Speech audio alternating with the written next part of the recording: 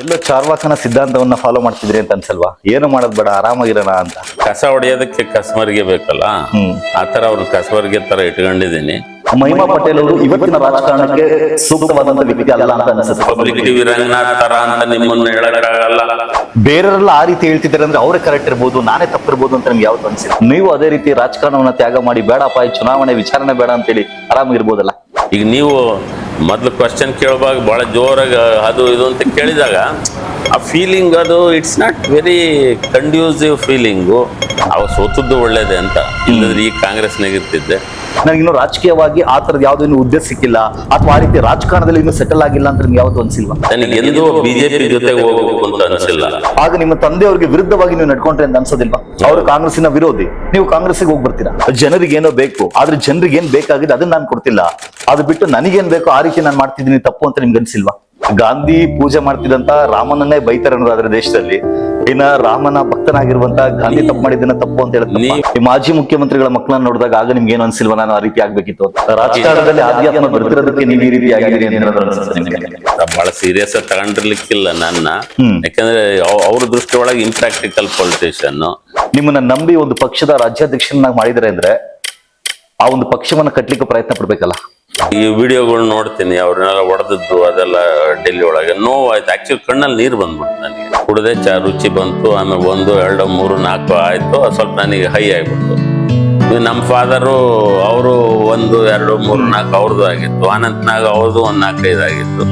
ಎಲ್ಲರೂ ಫುಲ್ ಚಿತ್ತಾಗಿದ್ವಿ. ಇಸ್ಲಾಂ ಒಳಗಡೆ ಏನು ಅಂತಂದ್ರೆ ಮೊಹಮ್ಮದ್ ಪೈಗಂಬರ್ ಬಗ್ಗೆ ಏನು ಮಾತೇ ಆಡಂಗಿಲ್ಲ ಅಂತಂತಾರಲ್ಲ, ಅದು ನನಗೇನು ಸಂಪೂರ್ಣ ಅದು ಹೊಂದಿಕೆ ಆಗಂತದಲ್ಲ. ನನ್ನ ಹೆಂಡತಿನೂ ಸೇರಿ ಮೋದಿ ಬಗ್ಗೆ ನಮ್ಮ ಅಣ್ಣ ಅವ್ರು ಯಾಕೆ ಇಷ್ಟು ಮೆಚ್ಕೊಂತಾರೆ ಅಂತಂದ್ರೆ ನಾನು ಹುಡುಕಕ್ಕೆ ಪ್ರಯತ್ನ ಮಾಡ್ತೇನೆ. ಶಾಮನೂರು ಶಿವಶಂಕರಪ್ಪನವರು, ಅವರ ಮಗ ಮಲ್ಲಿಕಾರ್ಜುನ್ ಆಗ್ಲಿ, ಮಲ್ಲಿಕಾರ್ಜುನ್ ಅವರ ಶ್ರೀಮತಿ ಅವರಾಗ್ಲಿ, ಅವರಲ್ಲಿ ಒಳ್ಳೇದ್ ಮಾಡೋದನ್ನು ನೋಡ್ತೀನಿ, ಅವ್ರಿಗೆ ತಪ್ಪು ದಾರಿಗೆ ಹೋಗೋದನ್ನು ನೋಡ್ತೀನಿ. ನನಗಿಂತ ಬಹಳ ಆಳವಾಗಿ ಜನರನ್ನು ಪ್ರೀತಿಸೋ ಅಂತಾರೆ ಯಾರೇ ಬಂದ್ರು ಕೂಡ ನನಗೆ ಅವ್ರಿಗೆ ಸಲ್ಯೂಟ್ ಹೊಡೆಯತ್ತಾರ. MP ಪ್ರಕಾಶ್ ಅವ್ರ ಹತ್ರ ಏನೋ ವಿಚಿತ್ರವಾಗಿ ಮಾತಾಡ್ತಾನೆ ಅಂತಾನು ಹೇಳಿದ್ರೆ, ಹಂಗಾಗಿ ಆ ಹೃದಯವಂತಿಕೆ ಅನ್ನೋದ್ರ ನೆಕ್ಸ್ಟ್ ಲೆವೆಲ್ ಅಲ್ಲೇ ನಾನು ಇದೀನಿ ಅಂತ ಕೆಲವು ಸಲ ಅನ್ಕೊಂತೀನಿ. ಜನರಿಗೆ ಸೀರಿಯಸ್ ರಾಜಕಾರಣ ಅಂದ್ರೆ ಏನು ಅನ್ನೋದನ್ನ ಹೇಳ್ಕೊಡೋದೇ ನನ್ನ ಉದ್ದೇಶ. ಕೇವಲ ಸರಳ ರಾಜಕಾರಣಿ, ಸಜ್ಜನ ರಾಜಕಾರಣಿ ಅಂದ್ರೆ ಇವತ್ತಿಗೆ ಚುನಾವಣೆ ಗೆಲ್ಲಿಕ್ಕಾಗಲ್ಲ. ನನ್ನ ಆಲೋಚನೆಗಳು ಏನಿದೆಯೋ ಅದರಿಂದಾಗಿ ಇದೆಲ್ಲ ಆಗ್ತಿದೆ. ನಮಸ್ತೆ ಕರ್ನಾಟಕ. ತೇಜಸ್ ಕನ್ನಡಿಗ ಯೂಟ್ಯೂಬ್ ಚಾನಲ್ ಅರ್ಪಿಸುವ ದ ಡೆವಿಲ್ಸ್ ಅಡ್ವೊಕೇಟ್ ಶೋನ 11ನೇ ಎಪಿಸೋಡ್ ನಲ್ಲಿ ನನ್ನೊಂದಿಗಿದ್ದಾರೆ ಮಾಜಿ ಮುಖ್ಯಮಂತ್ರಿ JH ಪಟೇಲ್ ಅವರ ಕಿರಿಯ ಮಗ ಹಾಗೂ ಇವತ್ತಿಗೆ JDU ಪಕ್ಷದ ರಾಜ್ಯಾಧ್ಯಕ್ಷರಾಗಿರುವಂತ ಮಹಿಮಾ ಪಟೇಲ್ ಅವರು. ಸರ್, ಕಾರ್ಯಕ್ರಮಕ್ಕೆ ಸ್ವಾಗತ. Thank you.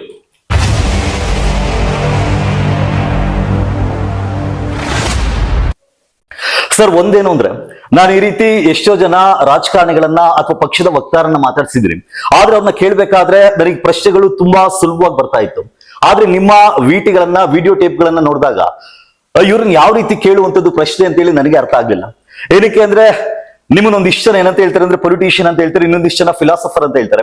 ಆದ್ರೆ ನನಗೆ ನೋಡಿದಾಗ ಅನ್ಸಿದ್ದೇನು ಅಂದ್ರೆ ನೀವು ಮೋರ್ ದನ್ ಎ ಪೊಲಿಟಿಷಿಯನ್, ಒಬ್ಬ ಪೊಲಿಟಿಕಲ್ ಫಿಲಾಸಫರ್ ಅಥವಾ ಫಿಲಾಸಫರ್ ಅಂತ ತುಂಬಾ ಅನಿಸ್ತು. ಆ ಕಾರಣಕ್ಕೆ ಯಾವ ರೀತಿ ಪ್ರಶ್ನೆಗಳನ್ನ ಕೇಳ್ಬೇಕು ಅಂತ ಹೇಳಿ ಗೊತ್ತಾಗಿಲ್ಲ, ಬಟ್ ನನಗೆ ತೋಚಿದಂತ ಪ್ರಶ್ನೆಗಳನ್ನ ನಾನು ಕೇಳ್ತಾ ಹೋಗ್ತೀನಿ. ಪ್ಲೀಸ್. ಮಹಿಮಾ ಪಟೇಲ್ ಅವರು ರಾಜಕಾರಣವನ್ನ ಸೀರಿಯಸ್ ಆಗಿ ತೆಗೆದುಕೊಂಡಿಲ್ಲ, ಅಥವಾ ರಾಜಕಾರಣದಲ್ಲಿ ಜನರೇ ಮಹಿಮಾ ಪಟೇಲ್ ಅವರನ್ನ ಸೀರಿಯಸ್ ಆಗಿ ತೆಗೆದುಕೊಂಡಿಲ್ಲ? ನಾನು ರಾಜಕಾರಣ ತುಂಬಾ ಸೀರಿಯಸ್ ತಗೊಂಡಿದ್ದೀನಿ. ಜನರಿಗೆ ಸೀರಿಯಸ್ ರಾಜಕಾರಣ ಅಂದ್ರೆ ಏನು ಅನ್ನೋದನ್ನ ಹೇಳ್ಕೊಡೋದೇ ನನ್ನ ಉದ್ದೇಶ ಇದೆ. ಓಕೆ, ನಿಮ್ಮ ಪ್ರಕಾರ ಈ ಸೀರಿಯಸ್ ರಾಜಕಾರಣ ಅಂದ್ರೆ ಸೀರಿಯಸ್ ಆಗಿ ತೆಗೆದುಕೊಳ್ಳೋದಂದ್ರೆ ಯಾವ ರೀತಿ? ಸೀರಿಯಸ್ ತಗೊಳ್ಳೋದು ಅಂದ್ರೆ ನಾನು ಬಹಳ ಸೀರಿಯಸ್ ಆಗಿರೋದು ಅಂತಲ್ಲ, ಅದನ್ನ ಹೃದಯಕ್ಕೆ ತಗೊಳ್ಳೋದು ಸೀರಿಯಸ್ ರಾಜಕಾರಣ. ತಲೆಗೆ ತಗೊಂಡ್ರೆ ಅದು ಸೀರಿಯಸ್ ರಾಜಕಾರಣ ಆಗಲ್ಲ. ಓಕೆ, ಬಹಳಷ್ಟು ಈ ಜನರಲ್ಲೂ ಕೂಡ ರಾಜಕಾರಣಿಗಳಲ್ಲೂ ರಾಜಕಾರಣನ ತಲೆಯಲ್ಲಿ ತಗೊಂಡಿದ್ದಾರೆ, ಹೃದಯಕ್ಕೆ ತಗೋಬೇಕು ಅದನ್ನ. ಯಾವ ರೀತಿ ಸರ್ ಹೃದಯಕ್ಕೆ ತೆಗೆದುಕೊಳ್ಳೋದು ಅಂದ್ರೆ? ಹೃದಯಕ್ಕೆ ನನಗೇನು ಇದ್ರೊಳಗಡೆ ಅಂತ ಯೋಚನೆ ಮಾಡ್ತಾ ಇದ್ರೆ ತಲೆಗೆ ತಗೊಂಡಂಗೆ, ಇದರಿಂದ ಏನ್ ಲಾಭ ಅಂತ ಯೋಚನೆ ಮಾಡ್ತಾ ಇದ್ರೆ ತಲೆಗೆ ತಗೊಂಡಂಗೆ. ಓಕೆ, ನಾನು ಹ್ಯಾಕ್ ಕಾಂಟ್ರಿಬ್ಯೂಟ್ ಮಾಡ್ಬೋದು, ಜನರ ಬಗ್ಗೆ ಪ್ರೀತಿ, ಎಲ್ಲರೂ ನನ್ನ ಕುಟುಂಬದ ಸದಸ್ಯರು ಅಂತ ಯೋಚನೆ ಮಾಡೋ ಆ ಭಾವನೆ ಇದ್ರೆ ಅದು ಸೀರಿಯಸ್ ಆಗಿ ಹೃದಯಕ್ಕೆ ತಗೊಂಡಂಗೆ. ಅದು ಇವತ್ತಿನ ರಾಜಕಾರಣಿಗಳು ಆ ರೀತಿ ಮತದಾರರನ್ನ ತನ್ನ ಕುಟುಂಬದ ಸದಸ್ಯರು ಅಂತ ಅನ್ಕೊಳ್ತಾರ?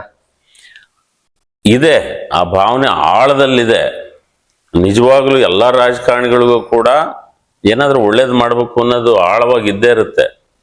ಬಟ್ ಕೆಲವು ಸರಿ ಇರುವಂತ ಪರಿಸ್ಥಿತಿಯ ಒತ್ತಡಕ್ಕೆ ಸಿಲುಕಿ ಹಾಕಿ ಮರ್ತು ಬಿಡ್ತಾರ ಅದನ್ನ.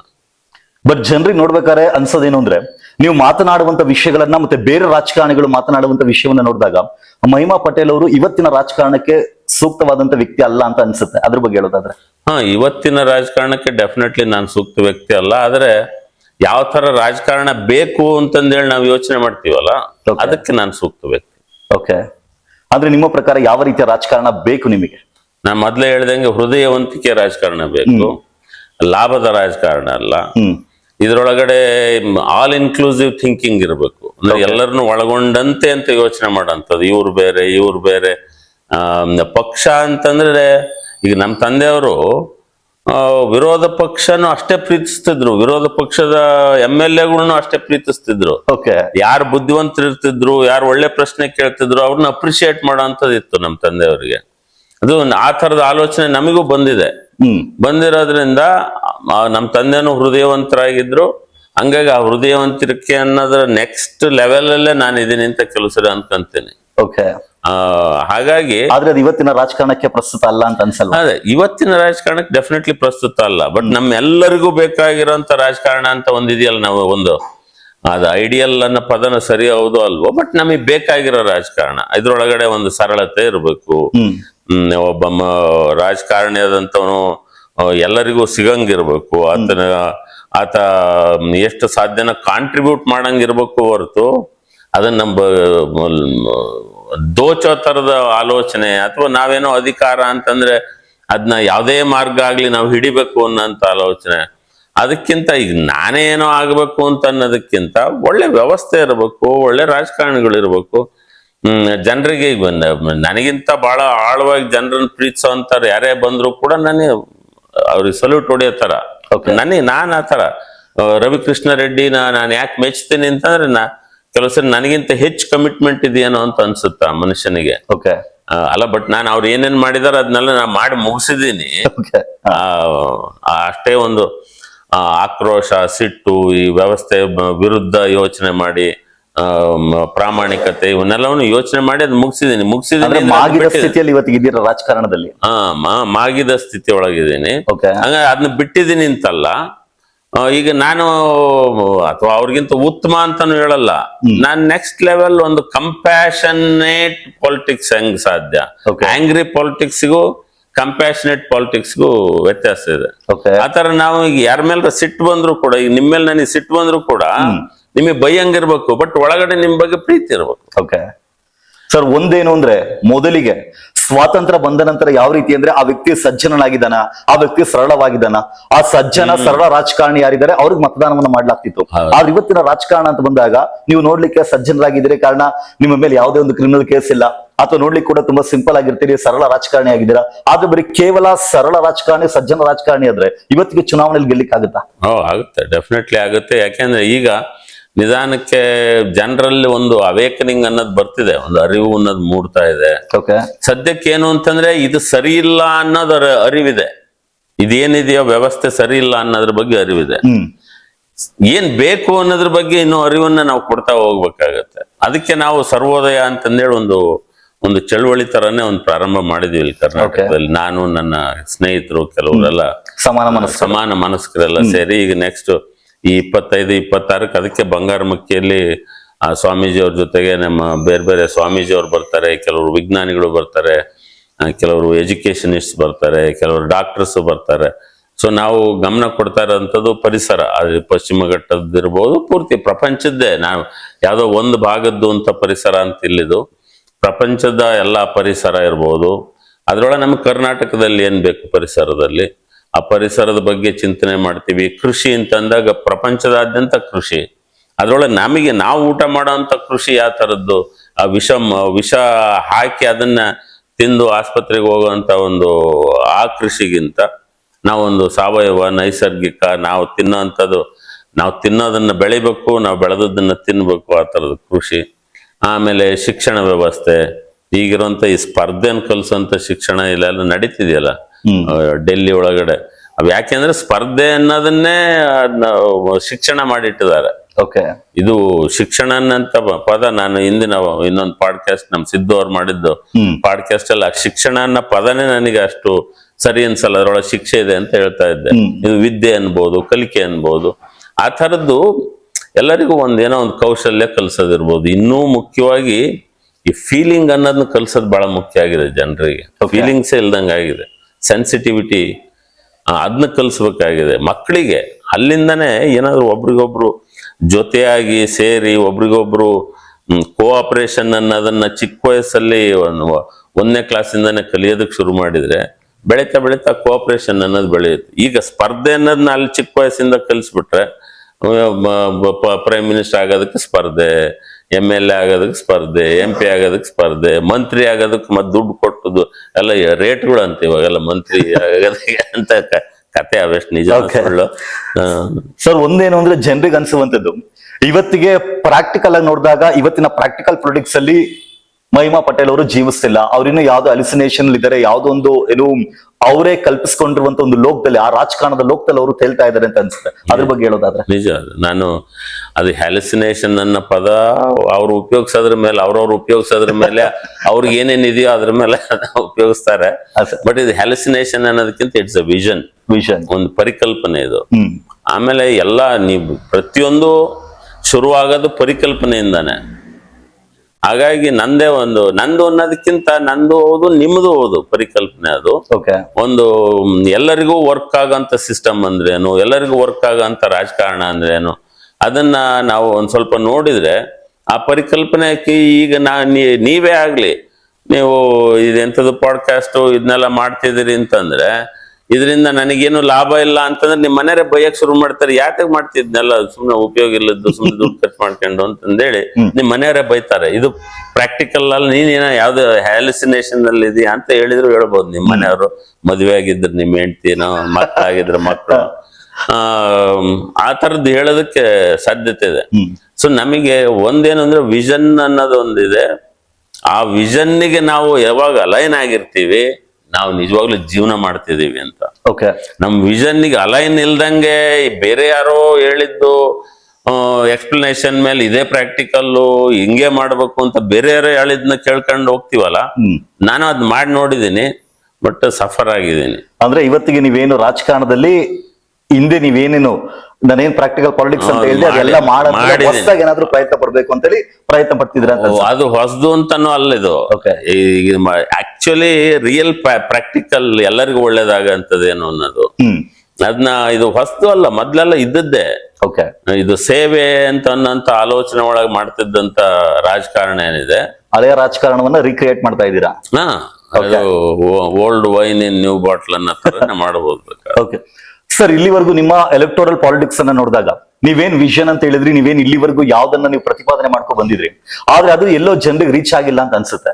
ಆದ್ರೆ ಇವತ್ತಿಗೆ ನಾವು ನೋಡ್ತಾ ಇದೀವಿ ಹೋರಾಟಗಳು ಅಥವಾ ಸರ್ಕಾರದ ವಿರುದ್ಧ ಜೆನ್ಸಿ ಅಂತ ಹೇಳಿ ಭಾರತದ ಸುತ್ತಮುತ್ತಲಿರುವಂತಹ ದೇಶಗಳಲ್ಲಿ ಯಾವ ರೀತಿ ಹೋರಾಟ ಆಗ್ತಿದೆ ಅಂತ. ಅಟ್ಲೀಸ್ಟ್ ಇಲ್ಲಿನ ಈ ಹಿಂದೆ ಇದ್ದಂತ ಜನರೇಷನ್ ಅನ್ನು ರೀಚ್ ಆಗ್ಲಿಕ್ಕೆ ಆಗ್ಲಿಲ್ಲ. ನಿಮಗೆ ಈ ಜೆನ್ಸಿ ಅಥವಾ ಮುಂದೆ ಬರುವಂತ ಜನರೇಷನ್ ಅನ್ನ ನಿಮ್ಮ ಆಲೋಚನೆಯಿಂದ ನೀವು ರೀಚ್ ಆಗ್ತೀರಿ ಅಂತ ಅನ್ಸುತ್ತಾ? ನನಗೆ ನಿಜವಾಗ್ಲೂ ಏನ್ ಅನ್ಸ್ತಿದೆ ಗೊತ್ತಾ, ನನ್ನ ಆಲೋಚನೆಗಳು ಏನಿದೆಯೋ ಅದರಿಂದಾಗಿ ಇದೆಲ್ಲ ಆಗ್ತಿದೆ ಅಂತ. ಹೊಸ ವ್ಯವಸ್ಥೆ ಬರ್ತಾ ಇರೋದೇ ನನಗ ಒಂದು ಒಳಗ ಆಳವಾಗಿ ಒಂದು ಹಂಬಲ ಇರೋದ್ರಿಂದ ಅದು ನಾನೇ ಮಾಡ್ಬೇಕು ಅಂತೇನಿಲ್ಲ. ನನಗೇನೋ ಒಂದು ಹಂಬಲ ಇದೆ, ಈಗ ಒಂದು ವ್ಯವಸ್ಥೆ ಬಗ್ಗೆ ಏನೋ ಮಾಡ್ಬೇಕು ಅಂತಂದ್ರೆ ನಾನೇ ಮಾಡ್ಬೇಕು ಅಂತ ಏನಿಲ್ಲ. ಅದು ನಮ್ಗೆ ಒಂದು ಒಳ್ಳೆ ಆಲೋಚನೆ ಅಂತ ಇದ್ರೆ ಅದನ್ನ ಬೇರೆಯವ್ರು ಮಾಡೋದಕ್ಕೆ ಬರ್ತಾರೆ. ಈಗ ನೀವು ಆಟಮ್ ಬಾಂಬ್ ಅಂತಂದೇಳಿ ಮೊದ್ಲು ಅಮೆರಿಕದವರು ಫಸ್ಟ್ ಆಟಮ್ ಬಾಂಬ್ ತಯಾರು ಮಾಡಿದ್ರು. ಬೇರೆ ಯಾರಿಗಾದ್ರೆ ಫಾರ್ಮುಲಾ ಕೊಡ್ಲಿಲ್ಲ ಅವರು. ಬಟ್ ಆಟಮ್ ಬಾಂಬ್ ಮಾಡ್ಬೇಕು ಅನ್ನೋಂಥದ್ದು ಈಗ ಎಲ್ಲರೂ ಆಟಮ್ ಬಾಂಬ್ ಮಾಡಿ ಇಟ್ಕೊಂಡಿದ್ದಾರೆ. ಹಂಗೆ ಈಗ ನನಗೊಂದು ಹಂಬಲ ಇತ್ತು ಅಂತಂದ್ರೆ ಅದು ಆಕ್ಚುಲಿ ನಿಮಗೆ ಅದು ಟ್ರಾನ್ಸ್ಫರ್ ಆಗುತ್ತೆ. ಈಗ ನಿಮಗೂ ಟ್ರಾನ್ಸ್ಫರ್ ಆಗುತ್ತೆ, ನಮ್ಮ ಗ್ರೇಸ್ ಅವ್ರಿಗೆ ಟ್ರಾನ್ಸ್ಫರ್ ಆಗುತ್ತೆ, ಎಲ್ಲರಿಗೂ ಅದು ಟ್ರಾನ್ಸ್ಫರ್ ಆಗ್ತಾ ಹೋಗುತ್ತೆ. ನಾವ್ ಯಾರನ್ನು ಭೇಟಿ ಮಾಡ್ತೀವಿ ಆ ಆಳವಾದ ಹಂಬಲ ಅನ್ನೋಂಥದ್ದು, see who you are being speaks louder than what you are speaking ಅಂತ. ನಾವ್ ಏನ್ ಮಾತಾಡ್ತೀವಿ ಅದಕ್ಕಿಂತ ವೇಗವಾಗಿ ನಮ್ಮ ಒಂದು ಆಳವಾದ ಹಂಬಲ ಅಥವಾ ಭಾವನೆ ಏನಿದೆ ಅದಕ್ಕಿಂತ ವೇಗವಾಗಿ ಇನ್ನೊಬ್ರನ್ನ ತಲುಪುತ್ತೆ.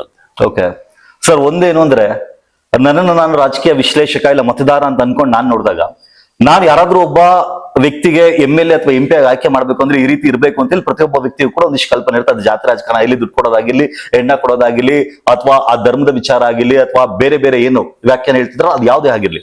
ಆದ್ರೆ ಒಂದು ನನಗನ್ಸದ್ ಏನು ಅಂತ ಕೇಳಿದ್ರೆ, ನೀವು ಯಾವುದೋ ಒಂದು ವಿಷಯವನ್ನ ಆಧಾರವಿಟ್ಕೊಂಡು ಇಲ್ಲ ರವಿಕೃಷ್ಣ ರೆಡ್ಡಿ ಅವರ ರೀತಿಯಲ್ಲಿ ಬೀದಿಗಿಳಿದು ಹೋರಾಟ ಮಾಡೋದಿಲ್ಲ ಅಂತ ಹೇಳ್ತೀರಾ, ಅಥವಾ ಸಾಮಾನ್ಯವಾಗಿ ಇವತ್ತಿಗೆ ಟ್ರೆಡಿಷನಲ್ ಪೊಲಿಟಿಷಿಯನ್ಸ್ ಅಂತ ಬಂದಾಗ ಈ ದುಡ್ಡನ್ನು ಹಂಚೋದು ಅಥವಾ ಜಾತಿ ರಾಜಕಾರಣ ಮಾಡೋದೇನಿದೆ ಅದನ್ನ ಮಾಡೋದಿಲ್ಲ ಅಂತ ಅಂತೀರಾ.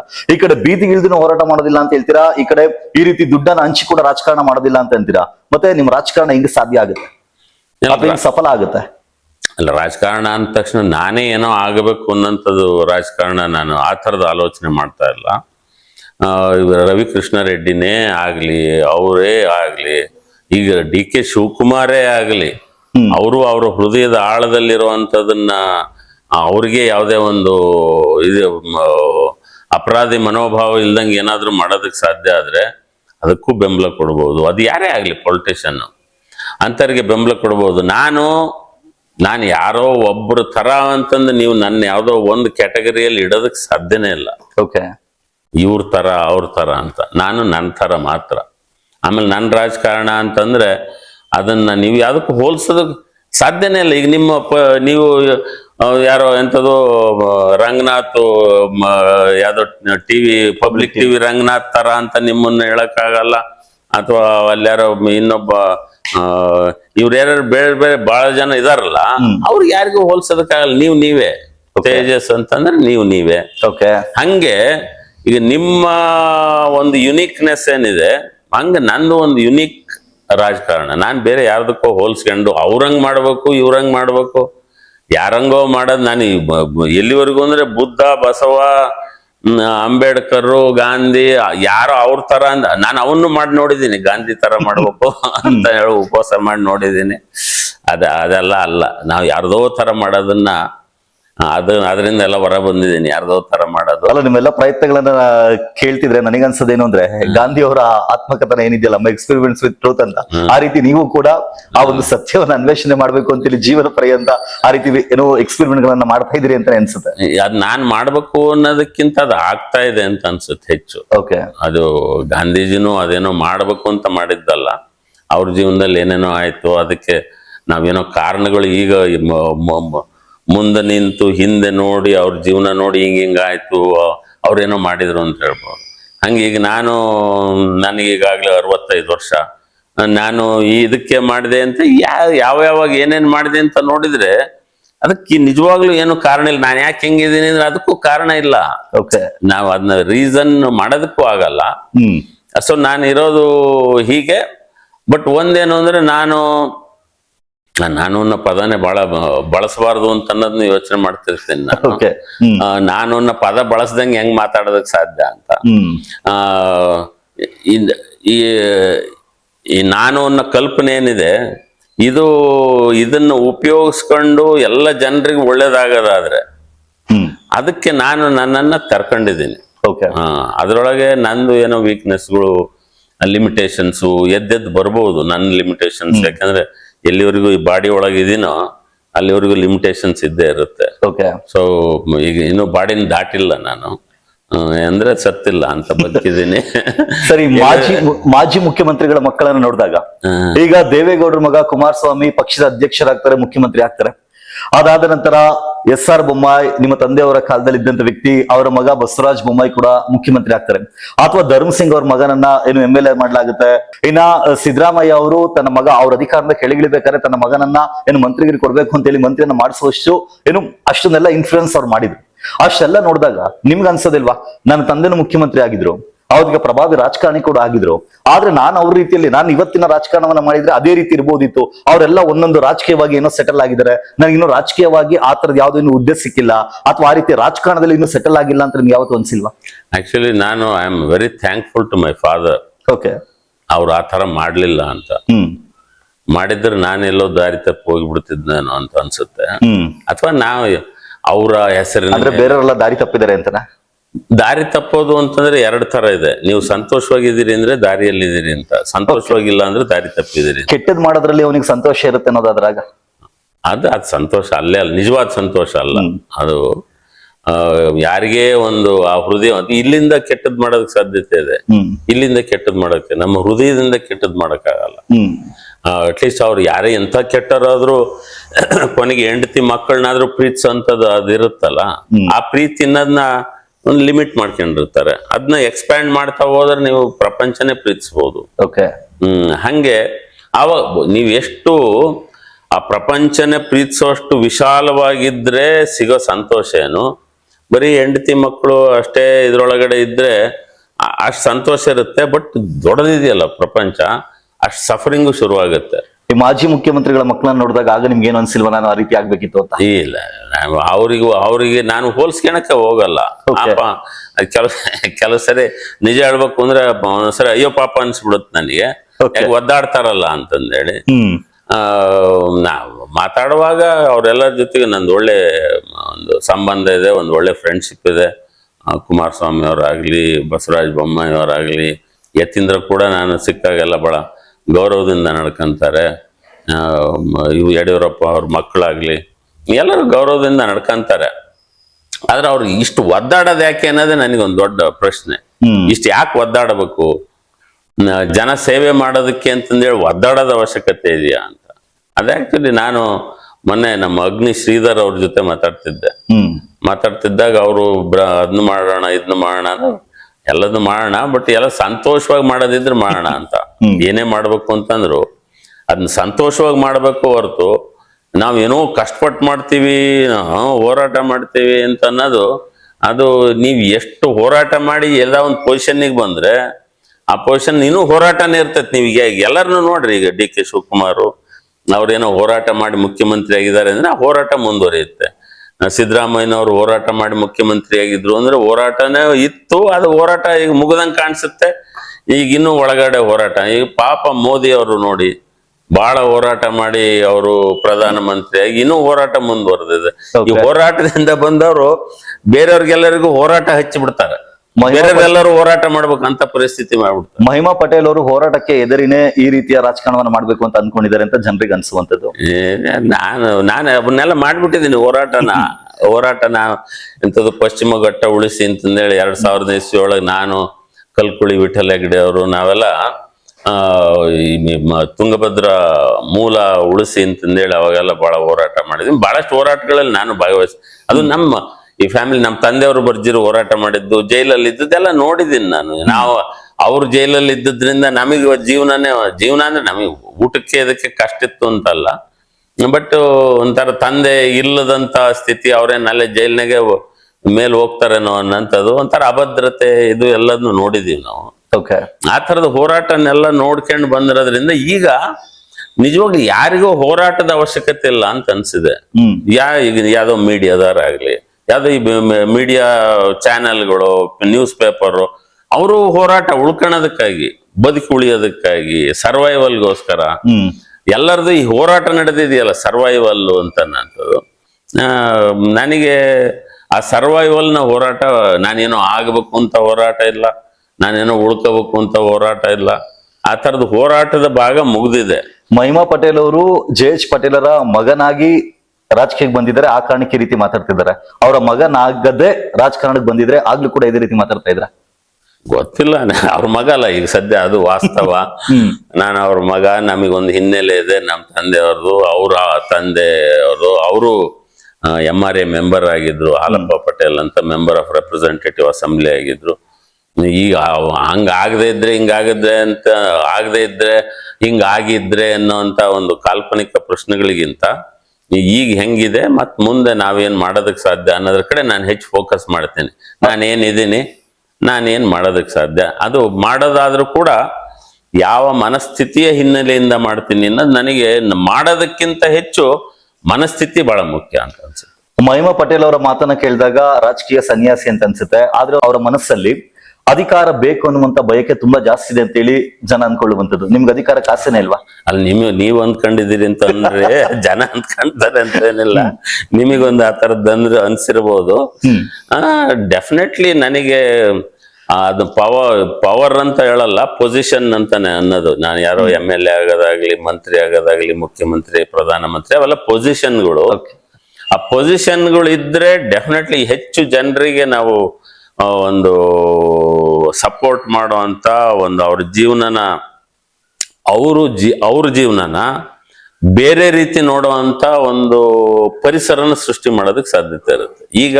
ಈಗಿರುವಂತದ್ದು ಪ್ರತಿಯೊಬ್ರು ಅವ್ರವ್ರ ಜೀವನನ ನಾನು ಹೇಳ್ದಂಗೆ ಒಂದು ಹೋರಾಟ, ಸಫರಿಂಗು, ಕಷ್ಟ, ಅನಿವಾರ್ಯ, ಈ ತರದ್ದು ಬಹಳ ಜನರಿಗೆ ತಲೆ ಒಳಗಿರೋ ಜೀವನ ಅಂದ್ರೆ ಕಷ್ಟ, ಅನಿವಾರ್ಯ, ಸಮಸ್ಯೆ ಇದೆಯಲ್ಲ. ನಮಗೆ ಆ ಪೊಸಿಷನ್, ನನಗೆ ಪವರ್ ಇದೆ, ನಾನು ಎಲ್ಲರಿಗೂ ಹೇಳೋದೇನಂದ್ರೆ ನನಗೆ ಪವರ್ ಇದೆ, ಅದು ಒಳಗಡೆ ಇರುವಂತದ್ದು ಪವರ್. ಪೊಸಿಷನ್ ಅನ್ನೋದು ಸಿಕ್ಕಾಗ ಹೆಚ್ಚು ಜನರಿಗೆ ನನ್ನ ಪವರ್ನ ಶೇರ್ ಮಾಡೋದಕ್ಕೆ ಸಾಧ್ಯ ಆಗುತ್ತೆ. ಆಮೇಲೆ ಅವರೆಲ್ಲರೂ ಕೂಡ ಈಗಿರುವಂತ ಹೋರಾಟದ ಮನೋಭಾವದಿಂದ, ಸರ್ವೈವಲ್ ಇದರಿಂದ, ಸಫರಿಂಗ್ ಇಂದ ಹೊರಗೆ ತರೋದಕ್ಕೆ ಒಂದು ಸಪೋರ್ಟ್ ಮಾಡೋದಕ್ಕೆ ಸಾಧ್ಯ. ಅದನ್ನೇನು ಎಲ್ಲರನ್ನು ತಂದ್ಬಿಡ್ತೇನೆ ಅಂತ ಈಗೆಲ್ಲ ಜನರಿಗಿನ್ನ ನಾವು ಬಡತನ ನಿರ್ಮೂಲನೆ ಮಾಡ್ತೀವಿ ಅಂತಂದೇಳಿ ಸುಮ್ಮನೆಲ್ಲ ಫ್ರೀಯಾಗಿ ಅದನ್ನ ಕೊಡ್ತೀವಿ, ಇದನ್ನ ಕೊಡ್ತೀವಿ, ಜನರನ್ನ ಒಂಥರ ಬಿಕಾರಿಗಳು ಅಂತ ನೋಡೋ ಅಂತದ ದೃಷ್ಟಿಕೋನ. ಆಕ್ಚುಲಿ ಯಾರೇ ಆಗ್ಲಿ ಪ್ರತಿಯೊಬ್ಬರಲ್ಲೂ ಒಂದು ಅದಮ್ಯವಾದಂತ ಒಂದು ಚೇತನ ಶಕ್ತಿ ಇರುತ್ತೆ. ಆ ಭಿಕ್ಷುಕ ಆಗಿರ್ಲಿ, ಅವನ ಹತ್ರ ಒಂದು ಬೆಗ್ಗಿಂಗ್ ಬೌಲ್ ಇದೆ ಅಂತಂದ್ರೆ ಅದೊಂದು ಆಸ್ತಿನ ತರ ಅವ್ನು ನೋಡೋದಕ್ಕೆ ಸಾಧ್ಯ. ಆದ್ರೆ ಇದು ನನ್ನೊಂದು ಭಿಕ್ಷಾ ಪಾತ್ರೆ ಇದೆ, ಇದು ನನ್ನ ಆಸ್ತಿ ಅಂತ ಅವ್ನು ಸಂತೋಷ ಪಡೋದಾದ್ರೆ ಆಕ್ಚುಲಿ ಅವ್ನು ಶ್ರೀಮಂತ ಆಗ್ಬಿಡ್ತಾನ. ಹಂಗೆ ಪ್ರತಿಯೊಬ್ರು ನಾವ್ ಹೆಂಗ್ ಶ್ರೀಮಂತರು ಅಂತ, ನನಗಂತೂ ನಾನ್ ಬಹಳ ಶ್ರೀಮಂತ ಅಂತ ಅನ್ಸಿದೆ. ಬರೀ ಏನ್ ದೊಡ್ಡ ಮನೆ ಇದೆ ಅದಕ್ಕೆ ಅಂತಲ್ಲ, ನಾನ್ ಗುಡಿಸ್ಲಲ್ಲಿದ್ದು ನೋಡಿದೀನಿ, ಅಲ್ಲೂ ಶ್ರೀಮಂತ ಅಂತ ಅನ್ಸುತ್ತೆ. ಹಂಗೆ ಪ್ರತಿಯೊಬ್ರು ನಾನು ಶ್ರೀಮಂತ ಅಂತ ನೋಡೋದಕ್ಕೆ ಸಾಧ್ಯತೆ ಇದೆ. ಆ ತರದ ವಾತಾವರಣ, ಆ ಪೊಸಿಷನ್ ಅನ್ನೋದಿದ್ರೆ ಕೊಡೋದಕ್ಕೆ ಸಾಧ್ಯ. ಮಹಿಮಾ ಪಟೇಲ್ ಅವರ ಈ ರೀತಿಯ ರಾಜಕಾರಣವನ್ನ ನೋಡಿದಾಗ ಅವರ ಸಂಬಂಧಿಕರು, ಆತ್ಮೀಯರು, ಹಿತೈಷಿಗಳು ಯಾರು ಇವತ್ತಿಗೆ ವರ್ಕ್ ಆಗಲ್ಲಪ್ಪ ಇದನ್ನ ಚೇಂಜ್ ಮಾಡ್ಕೊಂತ ಹೇಳಿ ಯಾರು ಹೇಳಿಲ್ವಾ? ಎಲ್ಲ ಬಹಳ ಜನ ಹೇಳ್ತಾರೆ. ಆಮೇಲೆ ಅವರು ಇದು ಹಠಮಾರಿ ಇದೇನ್ ಬದ್ಲಿ ಆಗೋದಲ್ಲ ಅಂತ ನನಗೆ ಹೊಂದ್ಕೊಂಡಿದಾರಲ್ಲ. ಲಾಸ್ಟ್ 2004 ಎಲೆಕ್ಷನ್ನಾಗ ಭರ್ಜರಿ ಬೈದ್ರು ನನಗೆ. 2004 ಎಲೆಕ್ಷನ್ ನಲ್ಲಿ ನಾನು ಚುನಾವಣೆ ಮಾಡೋಕೆ ಅಂತ ಹೊರಟಾಗ, ನಾನು ಯಾರಿಗೂ ಹಣ ಕೊಡಲ್ಲ, ಹೆಂಡ ಕೊಡಲ್ಲ ಅಂತಂದಾಗ ಅವ್ರು ಎಲ್ಲರೂ ಪ್ರಾಕ್ಟಿಕಲ್ ಆಗಿ ಯೋಚನೆ ಮಾಡುವ ಹಂಗೆ ಅಂತ ನನಗೆ ಬಹಳ ಸುತ್ತಮುತ್ತ ಇದ್ದವರು ಕೆಲವು ಸ್ವಾಮಿಗಳು ಹೇಳಿದ್ರು, ಅದೇನ್ ಮಾಡ್ಬೇಕಪ್ಪ ಅಂತ. ನಾ ಮಾಡೋದೇ ಹಿಂಗೆ ಅಂತಂದೇಳಿ ನಾನು ಪಾದಯಾತ್ರೆ ಮಾಡಿದೆ. ಅದನ್ನ ಮಾಡಿ ಜನ ಸಪೋರ್ಟ್ ಮಾಡಿದ್ರು, ನಮ್ಮ ತಂದೆಯವ್ರ ಹೆಸರು ಇತ್ತು. ಹಂಗಾಗಿ ಅದು ಜನ ಚುನಾಯಿಸಿದ್ರು. ಸೊ ಅದಕ್ಕೆ ನನಗೆ ಅವ್ರ ಬಗ್ಗೆ ಕೃತಜ್ಞತೆ ಇದೆ. ಈಗ ಮತ್ತೆ ಹಂಗೆ ಚುನಾಯಿಸ್ಲಿ, ನಾನೇನು ಮತ್ತೆ ಹಣ ಕೊಟ್ಟು ಇದೇನೋ ಮಾಡಿ ಆತರ ಚುನಾಯಿಸೋದಾದ್ರೆ ನಾನು ರೆಡಿ ಇದ್ದೀನಿ. ಏನ್ ಬೇಕಾದ್ರೂ ಆಗೋದಕ್ಕೆ, ಏನ್ ಬೇಕಾದ್ರೂ ಪೊಸಿಷನ್ ತಗೊಳಕ್ ರೆಡಿ ಇದೆ. ನಿಮ್ಮ ಎಲೆಕ್ಟೋರಲ್ ಪಾಲಿಟಿಕ್ಸ್ ಅನ್ನ ನೋಡಿದಾಗ ನೀವು ಮೊದಲ ಬಾರಿಗೆ ಚುನಾವಣೆಗೆ ನಿಂತಿದ್ದು 2004 ವಿಧಾನಸಭಾ ಚುನಾವಣೆ ಚನ್ನಗಿರಿಯಿಂದ ನಿಲ್ತೀರಾ. ಅವತ್ತಿಗೆ ಏನಿಲ್ಲ ಅಂದ್ರೆ 40,000ಕ್ಕೂ ಅಧಿಕ ಮತಗಳನ್ನ ನಿಮ್ಗೆ ಹಾಕ್ಲಾಗುತ್ತೆ. ಆಲ್ಮೋಸ್ಟ್ 40% ವೋಟ್ ಶೇರ್ ಕೂಡ ನಿಮಗೆ ಬಂದಿರುತ್ತೆ. ಆದ್ರೆ ಮುಂದಿನ 4 ವರ್ಷಗಳಾದ ನಂತರ 2008 ಚುನಾವಣೆ ನಡೆಯುತ್ತೆ. ಆದ್ರೆ ಅಷ್ಟಲ್ಲಾಗ್ಲೇ ನೀವು ಪಕ್ಷವನ್ನ ಬಿಟ್ಟಿರ್ತೀರಿ, ನಿಮ್ಮದೇ ಆದಂತ ಒಂದು ಸುವರ್ಣ ಯುಗ ಅನ್ನುವಂತ ಒಂದು ಪಕ್ಷವನ್ನ ಸ್ಥಾಪನೆ ಮಾಡ್ತೀರಾ, ಚುನಾವಣೆ ನಿಲ್ತೀರಾ. ಮಾಜಿ ಮುಖ್ಯಮಂತ್ರಿಯ ಮಗ ಅನ್ನೋದೊಂದಿತ್ತು, 2004 ಗೆದ್ದಿದ್ದೆ ಅನ್ನೋದೊಂದಿತ್ತು ಮೊದಲ ಬಾರಿಗೆನೆ. ಮತ್ತೆ ಇಲ್ಲಿವರೆಗೂ ಕೂಡ ಆಡಳಿತದಲ್ಲಿ ಇದ್ರಿ, ಅಧಿಕಾರವನ್ನ ನಡೆಸಿದ್ರಿ. ಆದ್ರೆ ಆ 4-5 ವರ್ಷಗಳಲ್ಲಿ 40,000 ಮತ ಇದ್ದು ಬರೀ 8,000 9,000 ಬೀಳುತ್ತೆ ಅನ್ನೋದಾದ್ರೆ ನೀವು ಇವತ್ತಿಗೆ ಇದೇ ರೀತಿ ಫಿಲಾಸಫಿಯನ್ನ ಹೇಳ್ತಾ ಇದ್ರಾ, ಅಥವಾ ಅಧಿಕಾರವನ್ನ ಬಳಸಿ ಅಲ್ಲಿ ಅಭಿವೃದ್ಧಿ ಕಾರ್ಯಗಳನ್ನೇನು ಮಾಡೇ ಇರ್ಲಿಲ್ವಾ? ಅಭಿವೃದ್ಧಿ ಕಾರ್ಯಗಳು ನೀವು ಯಾರನ್ನೇ ನಮ್ಮ ತಾಲೂಕಿನ ಯಾರೇ ಜನರನ್ನ ಕೇಳಿ, ಅಭಿವೃದ್ಧಿ ಕಾರ್ಯಗಳು ಅಂದ್ರೆ ಆವಾಗ ನಮಗೆ MLA ಅಂದ್ರೆ ಸಿಗ್ತಾ ಇದ್ದಂತ ಅನುದಾನನೇ ಬಹಳ ಕಡಿಮೆ. ಆವಾಗಿದ್ದಂತ ನಮ್ಮ ಬಜೆಟ್ ತುಂಬಾ ಕಡಿಮೆ. ಅದ್ರೊಳಗೆ ಎಷ್ಟು ನಾನು ನಮ್ಮ ಜನತಾದಳ ಪಕ್ಷದವ್ರಿಗೆ ಮಾತ್ರ ಅಂತಾನು ಯೋಚನೆ ಮಾಡ್ತಿರ್ಲಿಲ್ಲ. ನಾನು ಒಂದ್ಸರಿ ಚುನಾಯಿತ ಆದಂತ ಒಬ್ಬ ಶಾಸಕನಾಗಿ ಎಲ್ಲರದು ನೋಡ್ತಿದ್ದೆ. ನನಗೆ ಓಟ್ ಹಾಕದೇ ಇದ್ದವರು, ಓಟ್ ಹಾಕಿರೋರು ಎಲ್ಲರದು ಒಳ್ಳೇದೇನು ಅಂತ ನೋಡ್ತಿದ್ದೆ ನಾನು. ಯಾಕಂದ್ರೆ ಒಂದ್ಸರಿ ಚುನಾವಣೆ ಆದ್ಮೇಲೆ ನಾವ್ ಯಾವ್ದೋ ಒಂದು ಪಕ್ಷದ ಪಕ್ಷದ ಚುನಾಯಿತ ಸದಸ್ಯ ಅಂತ ಆಗಲ್ಲ.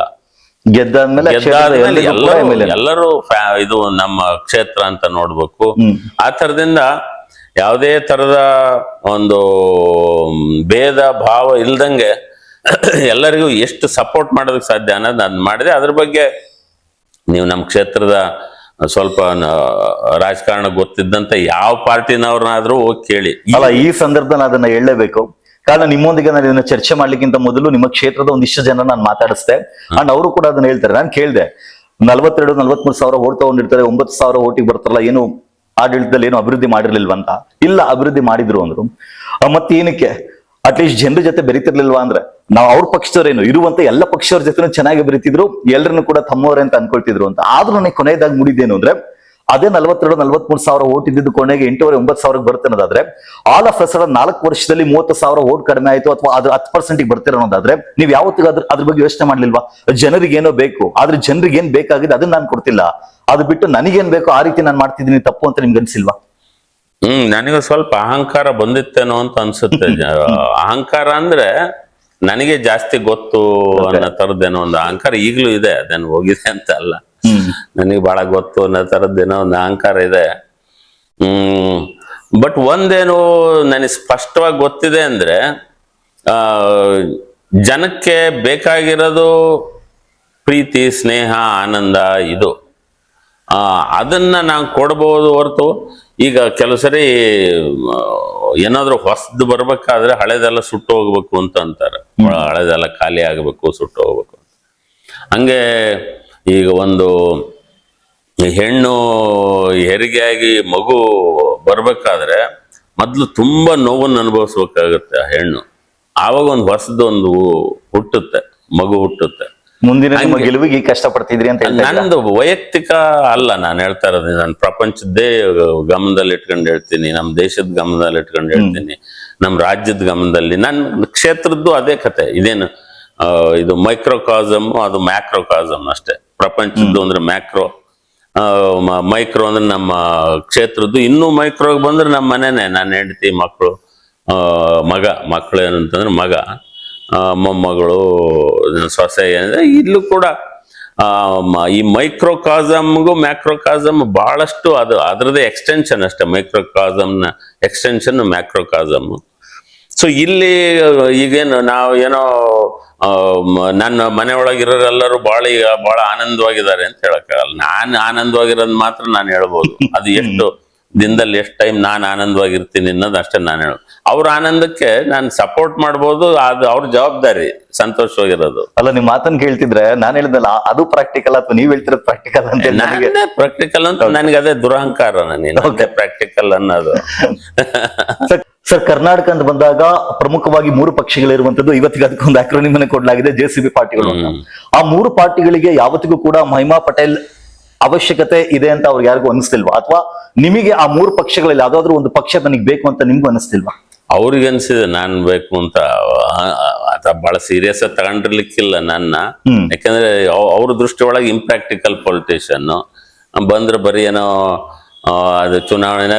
ಕುಮಾರಣ್ಣನ ಜೊತೆಗೆ ಬಹಳ ಸರಿ ಮಾತಾಡಿದೆ, ಬ್ರದರ್ ಇದೊಂದು ಚುನಾವಣೆ ಹಿಂಗಾಗುತ್ತೆ, ಏನೋ ಗೆದ್ಬಿಟ್ಟಿದಿರಿ, ಇನ್ನ ಹಂಗಾಗಲ್ಲ ಅಂತ ಅವರು ಹೇಳ್ತಿದ್ರು. ಪಾಪ ಅದು ನಿಜ ಮಾಡಿದ್ದಾರೆ, ಅದನ್ನ ಅವ್ರು ನಂಬ್ಕೊಂಡಿದ್ದಾರೆ.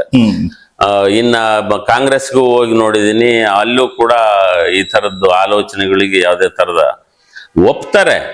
ಕುಮಾರಸ್ವಾಮಿ ಅವರು ಒಪ್ತಾರೆ, ದೇವೇಗೌಡರು ಒಪ್ತಾರೆ, ಸಿದ್ದರಾಮಯ್ಯನವರು ನಾನು ಹೇಳೋದನ್ನ ಒಪ್ತಾರೆ. ಬಟ್ ಇದು ಸಾಧ್ಯ ಇಲ್ಲ, ಆಗಲ್ಲ ಅನ್ನೋದು ಅವರ ಒಂದು ದೃಷ್ಟಿಕೋನದಲ್ಲಿ ಅವರ ಅಸಹಾಯಕತೆಯಿಂದ ಹೇಳ್ತಾರೆ ಅಂತ ಅನ್ನೋದು ನನಗೆ ಅನ್ಸುತ್ತೆ. ಬಟ್ ನಾನು ತುಂಬಾ ಆಶಾವಾದಿ. ಆ ಆಶಾವಾದದ ಹಿನ್ನೆಲೆ ಒಳಗಡೆ ನಾನು ಇದರಿಂದ ಈಗ ಮಹಾತ್ಮ ಗಾಂಧಿದು ಆದ್ರೂ ಕೂಡ ನಾನು ಮಹಾತ್ಮ ಗಾಂಧಿ ಹೋಲ್ಸ್ಕೊಂತೀನಿ ಅಂತಲ್ಲ, ನೀವ್ ಯಾರೇ ಹಿಂದೆ ಆಗೋಗಿರೋ ಅಂತಾರ ಅವ್ರನ್ನ ಆದರ್ಶ ಅಂತ ಯಾಕೆ ತಗೊಂತೀನಿ ನಾನು? ಬುದ್ಧ ಆಗ್ಲಿ, ಮೊಹಮ್ಮದ್ ಪೈಗಂಬರ್ ಆಗ್ಲಿ, ಜೀಸಸ್ ಆಗ್ಲಿ, ಅವಾಗೇನು ಬಹಳ ಸುಖಮಯವಾಗಿತ್ತು ಜೀವನ ಅಂತೇನಿಲ್ಲ. ಆಕ್ಚುಲಿ ಅವ್ರೆಲ್ಲರಿಗಿಂತ ನಾನು ಬಹಳ ಸುಖವಾಗಿ ಇದೀನಿ ಅಂತ ಒಂದೊಂದ್ಸರಿ ಅನ್ಸುತ್ತೆ. ಬಸವಣ್ಣ ಅವರಾಗ್ಲಿ, ಅವ್ರದೆಲ್ಲ ಒಂದು ಇದ್ರಲ್ಲೇ ಇತ್ತು.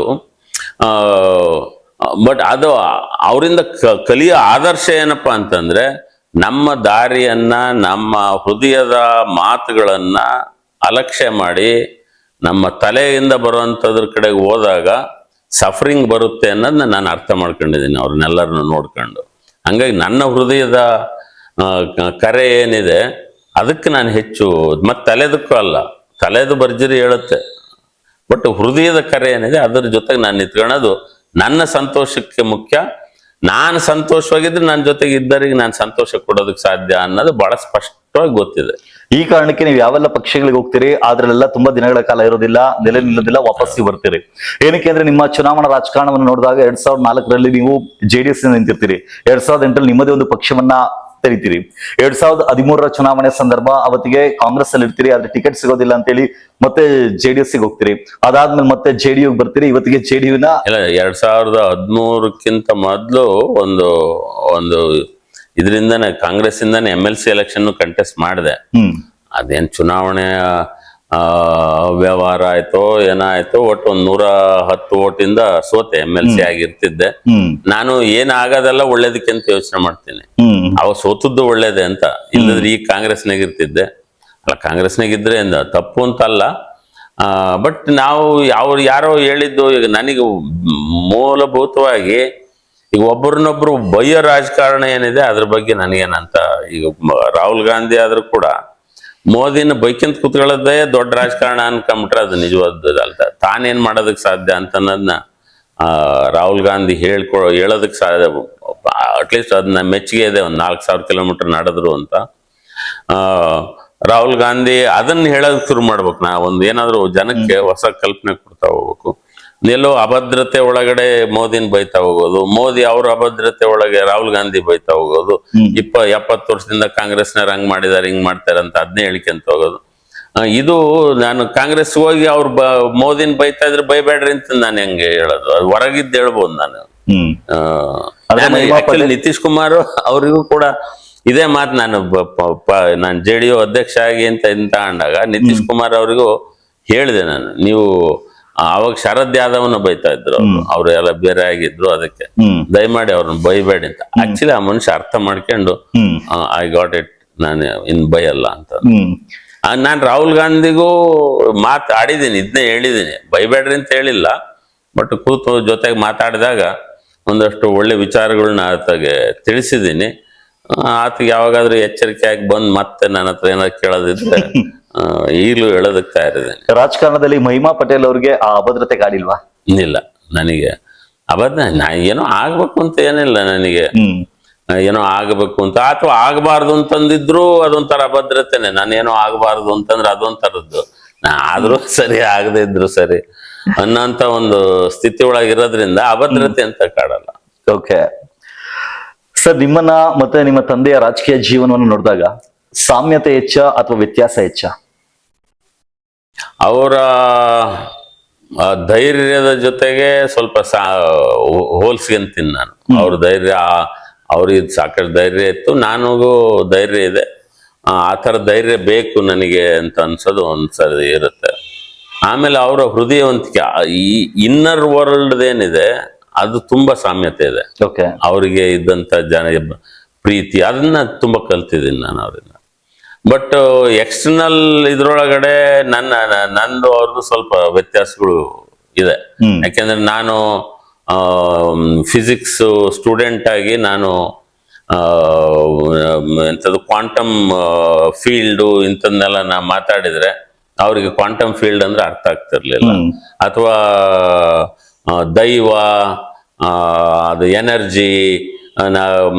ಎನರ್ಜಿ ಮತ್ತೆ ಎನರ್ಜಿ ಬಗ್ಗೆ ಮಾತಾಡಿದ್ರೆ ಅವರಿಗೆ ಅವರು ಸ್ವಲ್ಪ ಬಾಹ್ಯ ಜಗತ್ತಿನ ಕಡೆಗೆ, ಒಳಗಡೆ ಅವ್ರದ್ದು ಬಹಳ ಪೀಸ್ಫುಲ್ ಆಗಿ ಲವಿಂಗ್ ಆಗಿ ಇದ್ರೂ ಕೂಡ ಅವ್ರ ಫೋಕಸ್ ಹೊರಗಡೆಗೆ ಜಾಸ್ತಿ ಇರ್ತಿತ್ತು. ಹೊರಗಡೆ ಪ್ರಪಂಚನ ಹೆಂಗ್ ಸರಿ ಮಾಡೋದು ಅಂತ. ನನಗೂ ಹೊರಗಡೆ ಪ್ರಪಂಚ ಸರಿ ಮಾಡ್ಬೇಕು ನಿಜ, ಅದ್ ಜೊತೆಗೆ ನನ್ನ ದೃಷ್ಟಿಕೋನಗಳನ್ನ ಹೆಂಗ್ ನಾನು ಚೇಂಜ್ ಮಾಡ್ಕೊಂಡ್ರೆ ಹೊರಗಡೆ ಪ್ರಪಂಚ ಸರಿ ಹೋಗುತ್ತೆ ಅನ್ನೋದ್ರ ಬಗ್ಗೆ ನಾವು ಹೆಚ್ಚು ಫೋಕಸ್ ಮಾಡ್ತಿರ್ತೀನಿ. ಇಂಥವನ್ನ ನಾನು ಅವ್ರ ಹತ್ರ ಮಾತಾಡಿ ಬಯಸ್ಕೊಂಡಿದ್ದು ಇದೆ. ಅವರು MP ಪ್ರಕಾಶ್ ಅವ್ರ ಹತ್ರ ಏನೋ ವಿಚಿತ್ರವಾಗಿ ಮಾತಾಡ್ತಾನೆ ಅವನು ಅಂತಾನು ಹೇಳಿದ್ರಂತೆ, ಏನೋ ವಿಚಿತ್ರ ಈ ಹುಡುಗ ಅಂತ. ಸೊ ನಾನು ಸ್ವಲ್ಪ ವಿಚಿತ್ರ, ಬಟ್ ನನಗೆ ಗೊತ್ತಿದೆ ನಾನೇನ್ ಮಾತಾಡ್ತೀನಿ ಅನ್ನೋದು ನನಗೆ ಗೊತ್ತಿದೆ. ನಾನು ಯಾರ ಹತ್ರ ಮಾತಾಡುವಾಗಾದ್ರೂ ಕೂಡ ಒಂದು ಒಳಗಡೆ ನೋಯಿಂಗ್ನೆಸ್ ಇಂದಾನೆ ಮಾತಾಡ್ತೀನಿ. ಸೊ ಅದು ಕೆಲವು ಸರಿ ಈ ನೋಯಿಂಗ್ನೆಸ್ನು ದಾಟಂತದ್ದು ಇದೆ. ನಮ್ಗೇನ್ ಗೊತ್ತಿದೆಯೋ ಅದನ್ನೆಲ್ಲದನ್ನೂ ದಾಟೋದು ಅಂದ್ರೆ ಮತ್ತೆ ನಾವೇ ದಾಟ್ಬೇಕು ಅಂತಲ್ಲ, ಅದು ಇರೋದು ಹಂಗಿದೆ. ಅದು ಇರೋದಲ್ಲದು ಒಂಥರ ಶೂನ್ಯ ಅಂತ ಅಂದ್ಬಿಟ್ರೆ ಓ ಇದೆಲ್ಲ ಬೇರೆ ಕಡೆ ಹೊರಟ್ರು ಅಂತ ಅಂತಾರೆ. ಆಕ್ಚುಲಿ ಇರೋದೆಲ್ಲದು ಶೂನ್ಯ. ಅದನ್ನ ನಮ್ಮ ರಾಜಕಾರಣದಲ್ಲಿ ಆಧ್ಯಾತ್ಮ ಬೆರ್ತಿರೋದಕ್ಕೆ ನೀವು ಈ ರೀತಿ ಆಗಿದ್ದೀರಿ ಅಂತ ಹೇಳಿದ್ರೆ ಅನ್ಸುತ್ತೆ ನಿಮ್ಗೆ? ಅದೊಂಥರ ನೆಗೆಟಿವ್ ಸ್ಟಿಗ್ಮಾ ತರ ಅಂಟಿಸ್ತಾರೆ ಅದು. ಬಟ್ ಇದು ನೀವು ಇದ್ರೊಳಗಡೆ ನೋಡಿದಾಗ ಇದು ಇಂಗ್ಲೆಂಡಿನ ಒಬ್ಬ ರಾಜ ಇದ್ದ, ಅವನು ತುಂಬಾ ಆಧ್ಯಾತ್ಮ. ಮೊದ್ಲೆಲ್ಲ ಆಕ್ಚುಲಿ ರಾಜರೆಲ್ಲರೂ ಆಧ್ಯಾತ್ಮಿಗಳಾಗಿತ್ತು, ರಾಜರೆಲ್ಲರಿಗೂ ಒಂದು ಆಧ್ಯಾತ್ಮದ ಇದಿತ್ತು. ಆಮೇಲೆ ಇಲ್ಲಿ ನಮ್ಮ ಜನಕ ಮಹಾರಾಜ ಅಂತಂದು ಹೇಳ್ತಾರೆ, ರಾಮಾಯಣದಾಗ ಬರುವಂತ ಜನಕ ಮಹಾರಾಜ, ಅವನು he was an enlightened king ಅಂತ. ಇಂಗ್ಲೆಂಡಿನ ಒಬ್ಬ ರಾಜನ ಹೆಸರು ಮರ್ತೋಗಿದೆ, ಆತಂದು ಗ್ರೇಲ್ ಅಂತ ಬರುತ್ತಲ್ಲ ಕಿಂಗ್. ಅವನು ಅವರೆಲ್ಲರೂ ಮೊದ್ಲು ಇದ್ದಂತ ರಾಜರೆಲ್ಲರೂ ಕೂಡ ಆ ಥರದ್ದೊಂದು ಆಧ್ಯಾತ್ಮದ ಹಿನ್ನೆಲೆ. ಬರೀ ನಾವೇನೋ ಮಾಡ್ಬಿಡ್ತೀವಿ ಅನ್ನೋದಕ್ಕಿಂತ ನಾವು ಏನೇ ಮಾಡೋದಾದ್ರೂ ಕೂಡ ನಮ್ಮ ಮೂಲಕ ಒಂದು ಶಕ್ತಿ ಮಾಡಿಸುತ್ತೆ ಅನ್ನೋಂಥ ಯೋಚನೆ ಒಳಗೆ ಬಹಳ ಇರ್ತಿತ್ತು. ಅಲ್ಲ, ಆಗ ಆಧ್ಯಾತ್ಮದ ಬೆನ್ನತ್ತಿ ಎಷ್ಟೋ ಜನ ಅವರ ಏನ್ ಆಸ್ಥಾನ ಇರ್ತಿತ್ತು ಅಥವಾ ರಾಜ್ಯ ಇರ್ತಿತ್ತು ಅದನ್ನ ತ್ಯಾಗ ಮಾಡಿ ಹೋಗ್ತಾ ಇದ್ರು. ನೀವು ಅದೇ ರೀತಿ ರಾಜಕಾರಣವನ್ನ ತ್ಯಾಗ ಮಾಡಿ ಬೇಡಪ್ಪ ಈ ಚುನಾವಣೆ ವಿಚಾರಣೆ ಬೇಡ ಅಂತೇಳಿ ಆರಾಮಾಗಿರ್ಬೋದಲ್ಲ? ಇಲ್ಲ, ಅವ್ರು ಯಾರು ಬಿಟ್ಟು ಹೋಗ್ತಿರ್ಲಿಲ್ಲ. ಅವ್ರು ಹೆಚ್ಚು ಕಾಲ ಜನರ ಒಳಿತಿಗಾಗಿ ಅಂತಂದೇಳಿ ಅವರು ರಾಜರಾಗಿದ್ದು. ಬಿಟ್ಟು ಹೋಗೋದಾದ ರಾಜಕಾರಣ ಅಥವಾ ಅದು ಆಧ್ಯಾತ್ಮನೇ ಅಲ್ಲ. ಏನೋ ಬಿಟ್ಟು ಹೋಗ್ತೀವಿ ಅಂತ ಎಲ್ಲಿ ಹೋಗ್ತೀರಿ ಬಿಟ್ಟು? ಅದು ಎಲ್ಲಿಗೆ ಹೋದ್ರು ಬೆನ್ನತ್ಕೊಂಡು ಬಂದೇ ಬರುತ್ತೆ. ನೀವು ಹಿಮಾಲಯದಾಗ ಒಬ್ರೆ ಹೋಗಿ ಕುತ್ಕೊಂಡ್ರು ಕೂಡ ಅದು ಬೆನ್ನತ್ಕೊಂಡು ಬಂದೇ ಬರುತ್ತೆ. ಇದು ಬಿಟ್ಟು ಹೋಗೋದಲ್ಲ. ಇದು ಆಧ್ಯಾತ್ಮ ಅಂದ್ರೆ ಏನೋ ಬಿಟ್ಟು ಹೋಗ್ತಾರೆ ಅಂದ್ರೆ ಅದು ಆಧ್ಯಾತ್ಮ ಅಲ್ಲ. ಆಧ್ಯಾತ್ಮ ಅಂದ್ರೆ ಅಲ್ಲಿದ್ದು ನೀವು ನಿಮ್ಮ ಒಳಗಡೆಗೆ ಇಳಿತಾ ಹೋಗೋವಂಥದ್ದು. ನೀವು ಈಗ ಪತ್ರಕರ್ತರಾಗಿ, ಮಾಧ್ಯಮದ ಮಿತ್ರರಾಗಿ ನೀವು ಇದನ್ನ ಬಿಟ್ಟು ಹೋಗ್ಬಿಟ್ರೆ ಏನೋ ನಾನೇನೋ ಸಾಧನೆ ಮಾಡಿದೆ ಅಂತಲ್ಲ. ಇದ್ರೊಳಗೆ ಇದ್ದು ಬರೋ ಚಾಲೆಂಜ್ಗಳೆಲ್ಲ ಇದ್ದು ಅದ್ರೊಳಗೆ ನಿಮಗೆ ಏನೇನು ಆಗುತ್ತೆ ಬರೋ ಚಾಲೆಂಜ್ಗಳಿಂದ, ದುಡ್ಡಿನ ಸಮಸ್ಯೆ ಬರ್ಬೋದು, ಇನ್ಯಾರೋ ಏನೋ ಬೈಬೋದು, ಏನಾದ್ರು ನನ್ ಬಿಟ್ಟು ಬೇರೆ ಯಾರನ್ನ ಏನೋ ಹಿಂಗ ಸಿಟ್ಟು ಬರೋಂತ ಪ್ರಶ್ನೆ ಕೇಳಿ ಹೊಡೆತ ತಿನ್ಬೋದು. ಅವೆಲ್ಲವೂ ಅಂಥವೆಲ್ಲವೂ ಇದ್ದಾಗ ಅದ್ ಚಾಲೆಂಜ್ ಅಲ್ಲ, ಅದ್ರಲ್ಲಿ ಇರ್ಬೇಕು. ಮತ್ತೆ ಅಲ್ಲಿ ಇದ್ದು ಅದೇನು ಮಾಡ್ತಾ ಹೋಗೋದಿರುತ್ತೆ. ಅದು ನಿಮಗೆ ಇದು ಖುಷಿ ಕೊಡ್ತಾ ಇದ್ರೆ ಮಾತ್ರ, ನಿಮಗೆ ಇದು ಖುಷಿ ಕೊಡ್ತಾ ಇದ್ರೆ ಮಾತ್ರ ಮಾಡ್ತಾ ಹೋಗ್ಬೇಕು. ನಿಮಗೆ ಖುಷಿ ಕೊಡ್ತಾ ಇಲ್ಲ ಅಂದ್ರೆ ಬಿಟ್ಟು ಬೇರೆ ಏನಾದ್ರು ಮಾಡ್ಬೋದು, ಬೇಕಾದಷ್ಟಿದೆ ಮಾಡೋದಕ್ಕೆ. ಹಂಗಂತ ನನಗೆ ನಿಜವಾಗಲೂ ನನಗೆ ರಾಜಕಾರಣ ಅನ್ನೋದು ಬಹಳ ಪ್ರೀತಿಯ ಒಂದು ಕ್ಷೇತ್ರ. ಯಾಕೆ ಅಂತಂದ್ರೆ ಇದ್ರೊಳಗಡೆ ಒಂದು ದೊಡ್ಡ ಪರಿವರ್ತನೆ ಬರ್ಬೇಕಾಗಿದೆ. ಆ ಪರಿವರ್ತನೆ ಬರೋದು ಅಂತಂದ್ರೆ ಅದು ಎಲ್ಲೋ ಯಾರಿಂದನೋ ಬೇರೆಯವರಿಂದ ಅಂತಲ್ಲ, ನನ್ನಿಂದಾನೇ ಶುರು ಆಗ್ಬೇಕು. ಆತರ ನನ್ನೊಳಗಡೆ ಪರಿವರ್ತನೆ, ನನ್ನೊಳಗಡೆ ಈ ರಿಯಾಕ್ಷನ್ಸ್. ಈಗ ಹೋಗಿದ್ದೆ ಅಲ್ಲಿ ಎಂತದು ಫ್ರೀಡಂ ಪಾರ್ಕ್ ಹತ್ರ. ಆಕ್ಚುಲಿ ಖುಷಿ ಆಯ್ತು. ಅದು ಅವರೆಲ್ಲರೂ ಈಗ ಎಚ್ಚೆತ್ಕೊಳ್ತಾ ಇರೋದು ಅದನ್ನೆಲ್ಲ ನೋಡಿ ಖುಷಿ ಆಯ್ತು ನನಗೆ. ಆಮೇಲೆ ಈ ವಿಡಿಯೋಗಳು ನೋಡ್ತೀನಿ, ಅವ್ರನ್ನೆಲ್ಲ ಹೊಡೆದದ್ದು ಅದೆಲ್ಲ ಡೆಲ್ಲಿ ಒಳಗೆ ನೋವಾಯ್ತು. ಆಕ್ಚುಲಿ ಕಣ್ಣಲ್ಲಿ ನೀರು ಬಂದ್ಬಿಡ್ತು ನನಗೆ. ಹಂಗ ಸ್ಪಂದಿಸಂತದ್ದು ಬೇಕು. ಅಲ್ಲಿ ಸ್ಪಂದಿಸ್ತಾ ಇದ್ದು ಆ ಫೀಲ್ ಮಾಡೋ ಅಂಥದ್ದು, ಆ ಫೀಲಿಂಗ್ ಅನ್ನೋಂಥದ್ದು ಬಹಳ ಮುಖ್ಯ. ಈಗ ಆ ಥರ ಫೀಲಿಂಗ್ ರಾಜಕಾರಣ ನನಗೆ ಮುಖ್ಯ. ಫೀಲಿಂಗ್ಲೆಸ್ಸು, ತುಂಬಾ ಡ್ರೈ, ನನ್ನ ಲಾಭಕ್ಕೋಸ್ಕರ ಅಂತ ಮಾಡ್ತಾ ಹೋಗುವಂಥದ್ದು ಏನಿದೆ ಅದು ತಪ್ಪು ಅಂತಂದು ಹೇಳಲ್ಲ ನಾನು. ಅದು ಒಂಥರ ಪ್ರಜ್ಞೆ ಇಲ್ಲದ ಸ್ಥಿತಿ ಅಂತ ಅಂತೀನಿ ಅಷ್ಟೇ. ಒಂದು ನಾನು ಈ ಕ್ಷಣದಲ್ಲಿ ಏನ್ ಹೇಳ್ಬೋದು ಅಂದ್ರೆ, ಇಲ್ಲಿವರೆಗೂ ಯಾರೆಲ್ಲರ ಜೊತೆ ನಾನು ಮಾತಾಡಿದ್ದೆ ಅವ್ರ ಜೊತೆ ಎಲ್ಲ ತುಂಬಾ ಸೀರಿಯಸ್ ಆಗಿ ಮಾತಾಡ್ತಾ ಇದ್ದ. ಆದ್ರೆ ಇಷ್ಟು ನಗಾಡ್ತಾ ಇಷ್ಟು ಖುಷಿಯಿಂದ ನಾನು ಮಾಡಿದ್ದೆ. ನನ್ನ ಜೊತೆ ಸೀರಿಯಸ್ ಮಾತಾಡೋದು ಬಹಳ ಕಷ್ಟ ಸರ್. ಅದನ್ನು ಹೊರತುಪಡಿಸಿ ಮತ್ತೆ ರಾಜಕಾರಣದ ವಿಚಾರಕ್ಕೆ ಬರೋದಾದ್ರೆ, ಜೆ.ಎಚ್. ಪಟೇಲ್ರ ಕುರಿತಾಗಿರುವಂತ ಒಂದು ಫ್ಯಾಕ್ಟ್ ಏನು ಅಂತ ಕೇಳಿದ್ರೆ, ಕಾಂಗ್ರೆಸ್ ಹಿನ್ನೆಲೆ ಇಲ್ಲದೆ ಮೊದಲಿಗೆ ಮುಖ್ಯಮಂತ್ರಿ ಆದಂತ ವ್ಯಕ್ತಿ ಕರ್ನಾಟಕದಲ್ಲಿ ಯಾರು ಅಂತ ಕೇಳಿದ್ರೆ ಜೆ.ಎಚ್. ಪಟೇಲ್ ಅಂತ ಹೇಳ್ತಾರೆ. ಅಂದ್ರೆ ಅವರು ರಾಜಕೀಯ ಜೀವನದಲ್ಲಿ ಯಾವುದೇ ಹಂತದಲ್ಲೂ ಕೂಡ ಅವರು ಕಾಂಗ್ರೆಸ್ ಜೊತೆ ಇರ್ಲಿಲ್ಲ ಅಥವಾ ಕಾಂಗ್ರೆಸ್ ಹಿನ್ನೆಲೆಯಿಂದ ಬಂದಿಲ್ಲ ಅಂತ. ಅದು ಒಂದು. ಎರಡನೇದು, ಕೊನೆಯದಾಗಿ ಅದೇ ಜೆ.ಎಚ್. ಪಟೇಲ್ರು 1999ರಲ್ಲಿ ಬಿಜೆಪಿಯೊಂದಿಗೆ ಮೈತ್ರಿ ಮಾಡ್ಕೊಳ್ತಾರೆ, NDA ಮೈತ್ರಿಕೂಟಕ್ಕೆ ಬರ್ತಾರೆ. ಆದ್ರೆ ನಿಮ್ಮ ಸ್ಟೇಟ್ಮೆಂಟ್ ಗಳನ್ನ ನೋಡಿದಾಗ, ನಿಮ್ಮ ರಾಜಕಾರಣವನ್ನ ನೋಡಿದಾಗ, ಇದೇ ಜೆ.ಎಚ್. ಪಟೇಲರಿಗೆ ರಾಜಕೀಯ ವಿರೋಧಿ ಆಗಿದ್ದಂತ ಕಾಂಗ್ರೆಸ್ ಆಗಿರ್ಲಿ, ಅಥವಾ ಅದೇ ಜೆ.ಎಚ್. ಪಟೇಲ್ರು ಇದೇ ಏನು ಜನತಾದಳ ಜೊತೆಲಿತ್ತು, ಅದಾದ್ಮೇಲೆ JDS ಆಗಿ ಡಿವೈಡ್ ಆಗುತ್ತೆ, JDU ಆಗಿ ಆಚೆ ಬರ್ತಾರೆ. ಅಲ್ಲಿಗೆ ಒಂದು ಅರ್ಥದಲ್ಲಿ ದೇವೇಗೌಡರು ಅಥವಾ ಕುಮಾರಸ್ವಾಮಿ ಅಥವಾ ಅವ್ರ ಕಡೆಯಿಂದಲೂ ಕೂಡ ಒಂದಿಷ್ಟು ಏನು ನೋವನ್ನು ಅನುಭವಿಸಿದ್ರು ಅಂತ ಅನ್ಕೋಣ. ಈಗ JDS ಮತ್ತೆ ಕಾಂಗ್ರೆಸ್ ಎರಡನ್ನ ಹೊರತುಪಡಿಸಿ ಅವ್ರು ಬಿಜೆಪಿಯೊಂದಿಗೆ ಮೈತ್ರಿ ಮಾಡ್ಕೊಳ್ತಾರೆ. ಆದ್ರೆ ನೀವು ಯಾವತ್ತಿಗೂ ಬಿಜೆಪಿಯೊಂದಿಗೆ ಮೈತ್ರಿ ಮಾಡ್ಕೊಳ್ಬೇಕು ಅಂತ ನೋಡಿಲ್ಲ. ಆದ್ರೆ ಇಲ್ಲಿವರೆಗೂ ನೀವು ಯಾವೆಲ್ಲ ಪಕ್ಷಗಳಿಗೆ ಹೋಗಿದ್ದೀರಾ ಅಂದ್ರೆ, ಒಂದು ಕಾಂಗ್ರೆಸ್ ಹೋಗಿ ಕದ ತಟ್ಟು ಬಂದಿದ್ದೀರಾ, ಇನ್ನೊಂದು JDS ಕೂಡ ಹೋಗಿ ಬಂದಿದ್ದೀರಿ. ಆಗ ನಿಮ್ಮ ತಂದೆಯವ್ರಿಗೆ ವಿರುದ್ಧವಾಗಿ ನೀವು ನಡ್ಕೊಂಡ್ರೆ ಅಂತ ಅನ್ಸೋದಿಲ್ವಾ? ಅವರು ಕಾಂಗ್ರೆಸ್ಸಿನ ವಿರೋಧಿ, ನೀವು ಕಾಂಗ್ರೆಸ್ಗೆ ಹೋಗಿ ಬರ್ತೀರಾ? ಅದು ಅವರು ವಿರುದ್ಧ ಅಂತ ಅನ್ನೋದಕ್ಕಿಂತ ಡೆಫಿನೆಟ್ಲಿ ಈ ತರದಿಂದ ವೈರುಧ್ಯ ನೀವು ಆಗ್ಲೇ ಹೇಳಿದ್ರಲ್ಲ, ನನಗೂ ನಮ್ಮ ತಂದೆಯವ್ರಿಗೆ ಇರೋ ವ್ಯತ್ಯಾಸ ಏನು ಅಂತ. ನನಗೆ ಎಂದೂ ಬಿಜೆಪಿ ಜೊತೆಗೆ ಹೋಗ್ಬೇಕು ಅಂತ ಅನ್ಸಿಲ್ಲ. ಕಾರಣ ತುಂಬಾ ಲಿಮಿಟೆಡ್ ಏನೋ ಥಿಂಕಿಂಗು, ಅದು ಒಂದು ಸೆಪರೇಟ್ ಅಂತ ಮಾಡಿ ನೋಡೋಂಥದ್ದು, ಹಿಂದೂ ಮುಸ್ಲಿಂ ಅಂತಂದೇಳಿ ಆಮೇಲೆ ಆ ತರದ್ ಒಂದು ಭಾವನೆಗಳನ್ನ ಮಾತಾಡಂತ ಅವ್ರು ಪಾಪ ನಂಬ್ಕೊಂಡಿದಾರ. ಅದನ್ನ ಕಾಂಗ್ರೆಸ್ಸಿಗರು ಮಾಡಿಲ್ವಾ? INDS ಮಾಡಿಲ್ವಾ? JDS ಅವರು ಸೆಕ್ಯುಲರ್ ಅಂತ ಹೇಳಿ ಮಾಡಿಲ್ವಾ? ಅಥವಾ ಇಲ್ಲಿ ಒಕ್ಕಲಿಗರು ಅಂತ ಹೇಳಿ ಗೌಡ್ರು ಆ ಒಂದು ಸಮುದಾಯವನ್ನ ದೂರ ಇಟ್ಟು ಮಾಡಿಲ್ವಾ? ಅಲ್ಲ, ಎಲ್ಲರೂ ಸಣ್ಣ ಪುಟ್ಟದ್ದು ಮಾಡಿದ್ದಾರೆ. ಬಟ್ ಧರ್ಮ ಇವರೆಲ್ಲ ಜಾತಿ ಇವನ್ನೆಲ್ಲ ಮಾಡಿದ್ದಾರೆ. ಬಟ್ ಧರ್ಮದ ಹೆಸರಿನೊಳಗಡೆ ವಿಭಜನೆ ಮಾಡುವಂಥದ್ದು ಇದ್ರಲ್ಲಿ ನಾನೇನು ಅವ್ರು ಬಿಜೆಪಿ ಅವ್ರದ್ದಾಗ್ಲಿ RSS ನದಾಗ್ಲಿ ತಪ್ಪು ಅಂತ ಹೇಳ್ತಾ ಇಲ್ಲ. ಬೆಳೆಯೋದಕ್ಕೆ ಸಾಧ್ಯತೆ ಇದೆ ಅಂತ ಇದನ್ನ ದಾಟಿ ಬೆಳೆದ್ರೆ ನಾನು I will be the first person to support them. ನಾನು ಇವರು ಮೋದಿ ಅವರು ಈ ಎಂತ ನೋಟ್ ನ ಬ್ಯಾನ್ ಮಾಡಿದ್ರಲ್ಲ, ಬಹಳ ಖುಷಿ ಪಟ್ಬಿಟ್ಟೆ ನೋಟ್ ಬ್ಯಾನ್ ಮಾಡಿದಾಗ. ಇನ್ಮೇಲೆ ಭ್ರಷ್ಟಾಚಾರ ನಡೆಯಲ್ಲ ಚುನಾವಣೆಗಳಲ್ಲಿ ಅಂತ ಏನೋ ಒಂದು. ಆದ್ರೆ ಅದ್ ಹಂಗಾಗ್ಲಿಲ್ಲ. ಅದ್ ಮತ್ತದ್ ಮೊದ್ಲಿಗಿಂತ ಏನೋ 500 ರೂಪಾಯಿ 4 ಕೊಡೋ ಬದಲು 2000 ಬಂದ್ಬಿಡ್ತು. ಈ ತರದ್ದು ಬಿಜೆಪಿಯವರ ಒಳ್ಳೇದೇನಾಗಿದೆ ಅಂತ ಅನ್ನೋದು ಹುಡುಕ್ತಾ ಹೋಗ್ಬೇಕು ಏನೇನಿದೆ. ಯಾಕೆಂದ್ರೆ ನಂದು ಎಲ್ಲೋ ಒಂದ್ ಕಡೆಯಿಂದ ನಾನು ಎಲ್ಲೋ ಶಟ್ ಆಫ್ ಮಾಡ್ಬಿಟ್ಟಿದೀನಿ. ಏನ್ ಒಳ್ಳೇದಾಗ್ತಿದೆ ಅನ್ನೋದನ್ನ ನೋಡೋದಕ್ಕೆ ನನ್ ಕಣ್ಣು ಏನೋ ಕನ್ನಡಕ ಹಾಕ್ಕೊಂಬಿಟ್ಟಿದೀನಿ ಅಂತ ಕಾಣಿಸುತ್ತೆ. ಬಟ್ ನನಗೂ ಬಹಳಷ್ಟು ಸುಳ್ಳು ಇದೆ ಕಾಣಿಸುತ್ತೆ. ಸುಳ್ಳು ಬೇರೆ ಪಕ್ಷದವ್ರು ಕಾಣಲ್ವಾ? ಬೇರೆ ಪಕ್ಷದಲ್ಲಿ ಅದೇ ಸುಳ್ಳುಗಳು ಕಾಣಲ್ವಾ? ಎರಡು ಕಾಣಿಸುತ್ತೆ, ಒಳ್ಳೇದು ಕಾಣಿಸುತ್ತೆ. ಈಗ ದೇವೇಗೌಡರನ್ನ ನೋಡಿದಾಗ ಅವ್ರು ಪ್ರಧಾನಮಂತ್ರಿಯಾಗಿ ಇದ್ದದ್ದು 10 ತಿಂಗಳು 11 ತಿಂಗಳು ಇದ್ರು ಕೂಡ ಅವಾಗ ಸಾಕಷ್ಟು ಅಭಿವೃದ್ಧಿ ಕೆಲಸಗಳನ್ನ ಮಾಡಿದ್ರು. ಅವಾಗ ಅವರು ಅಭಿವೃದ್ಧಿ ಕೆಲಸಗಳನ್ನ ಮಾಡಿದ್ದಿದೆ, ಅದು ಕಣ್ಣಿಗೆ ಕಾಣಿಸಂತದ್ದು. ಆ ಬ್ರಹ್ಮಪುತ್ರ ನದಿಗೊಂದೇನೋ ಬ್ರಿಡ್ಜ್ ಅಂತ ಒಂದು ಮಾಡಿದ ಅವ್ರ ಕಾಲದಲ್ಲಿ ಅದನ್ನ ಇದನ್ನ ಮಾಡಿದ್ರು. ಅದನ್ನ ಬಂದು ಈ ಓಪನ್ ಮಾಡಿದರು ದೋಲಾಸಾದಿಯಾ ಬ್ರಿಡ್ಜ್ ಅಂತ ಅದನ್ನ ಅವ್ರು ಮಾಡಿದ್ರು.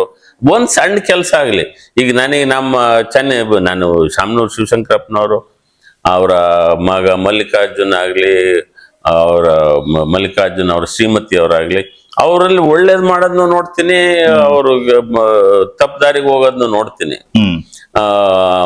ಹಂಗಂತ ನಾನು ಪೂರ್ತಿ ಇದ್ ಮಾಡಕ್ಕಾಗಲ್ಲ. ಬಟ್ ಬಿಜೆಪಿ ಅವ್ರಿಗೆ ಇನ್ನೂ ಹೆಚ್ಚಿನ ಸಾಧ್ಯತೆ ಇದೆ ಅಂತ ಅನ್ಸುತ್ತೆ. RSS ನವ್ರಿಗಾಗ್ಲಿ ಬಿಜೆಪಿ ಅವ್ರಿಗಾಗ್ಲಿ ಇನ್ನು ಹೆಚ್ಚು ವಿಶಾಲವಾಗಿ ನೋಡುವಂತ ಸಾಧ್ಯತೆ ಇದೆ. ಯಾಕಂದ್ರೆ ತುಂಬಾ ಬುದ್ಧಿವಂತ ಜನ ಇದ್ದಾರೆ ಬಿಜೆಪಿಯಲ್ಲಿ, RSS ನಲ್ಲಿ ತುಂಬಾ ಬುದ್ಧಿವಂತರಿದ್ದಾರೆ.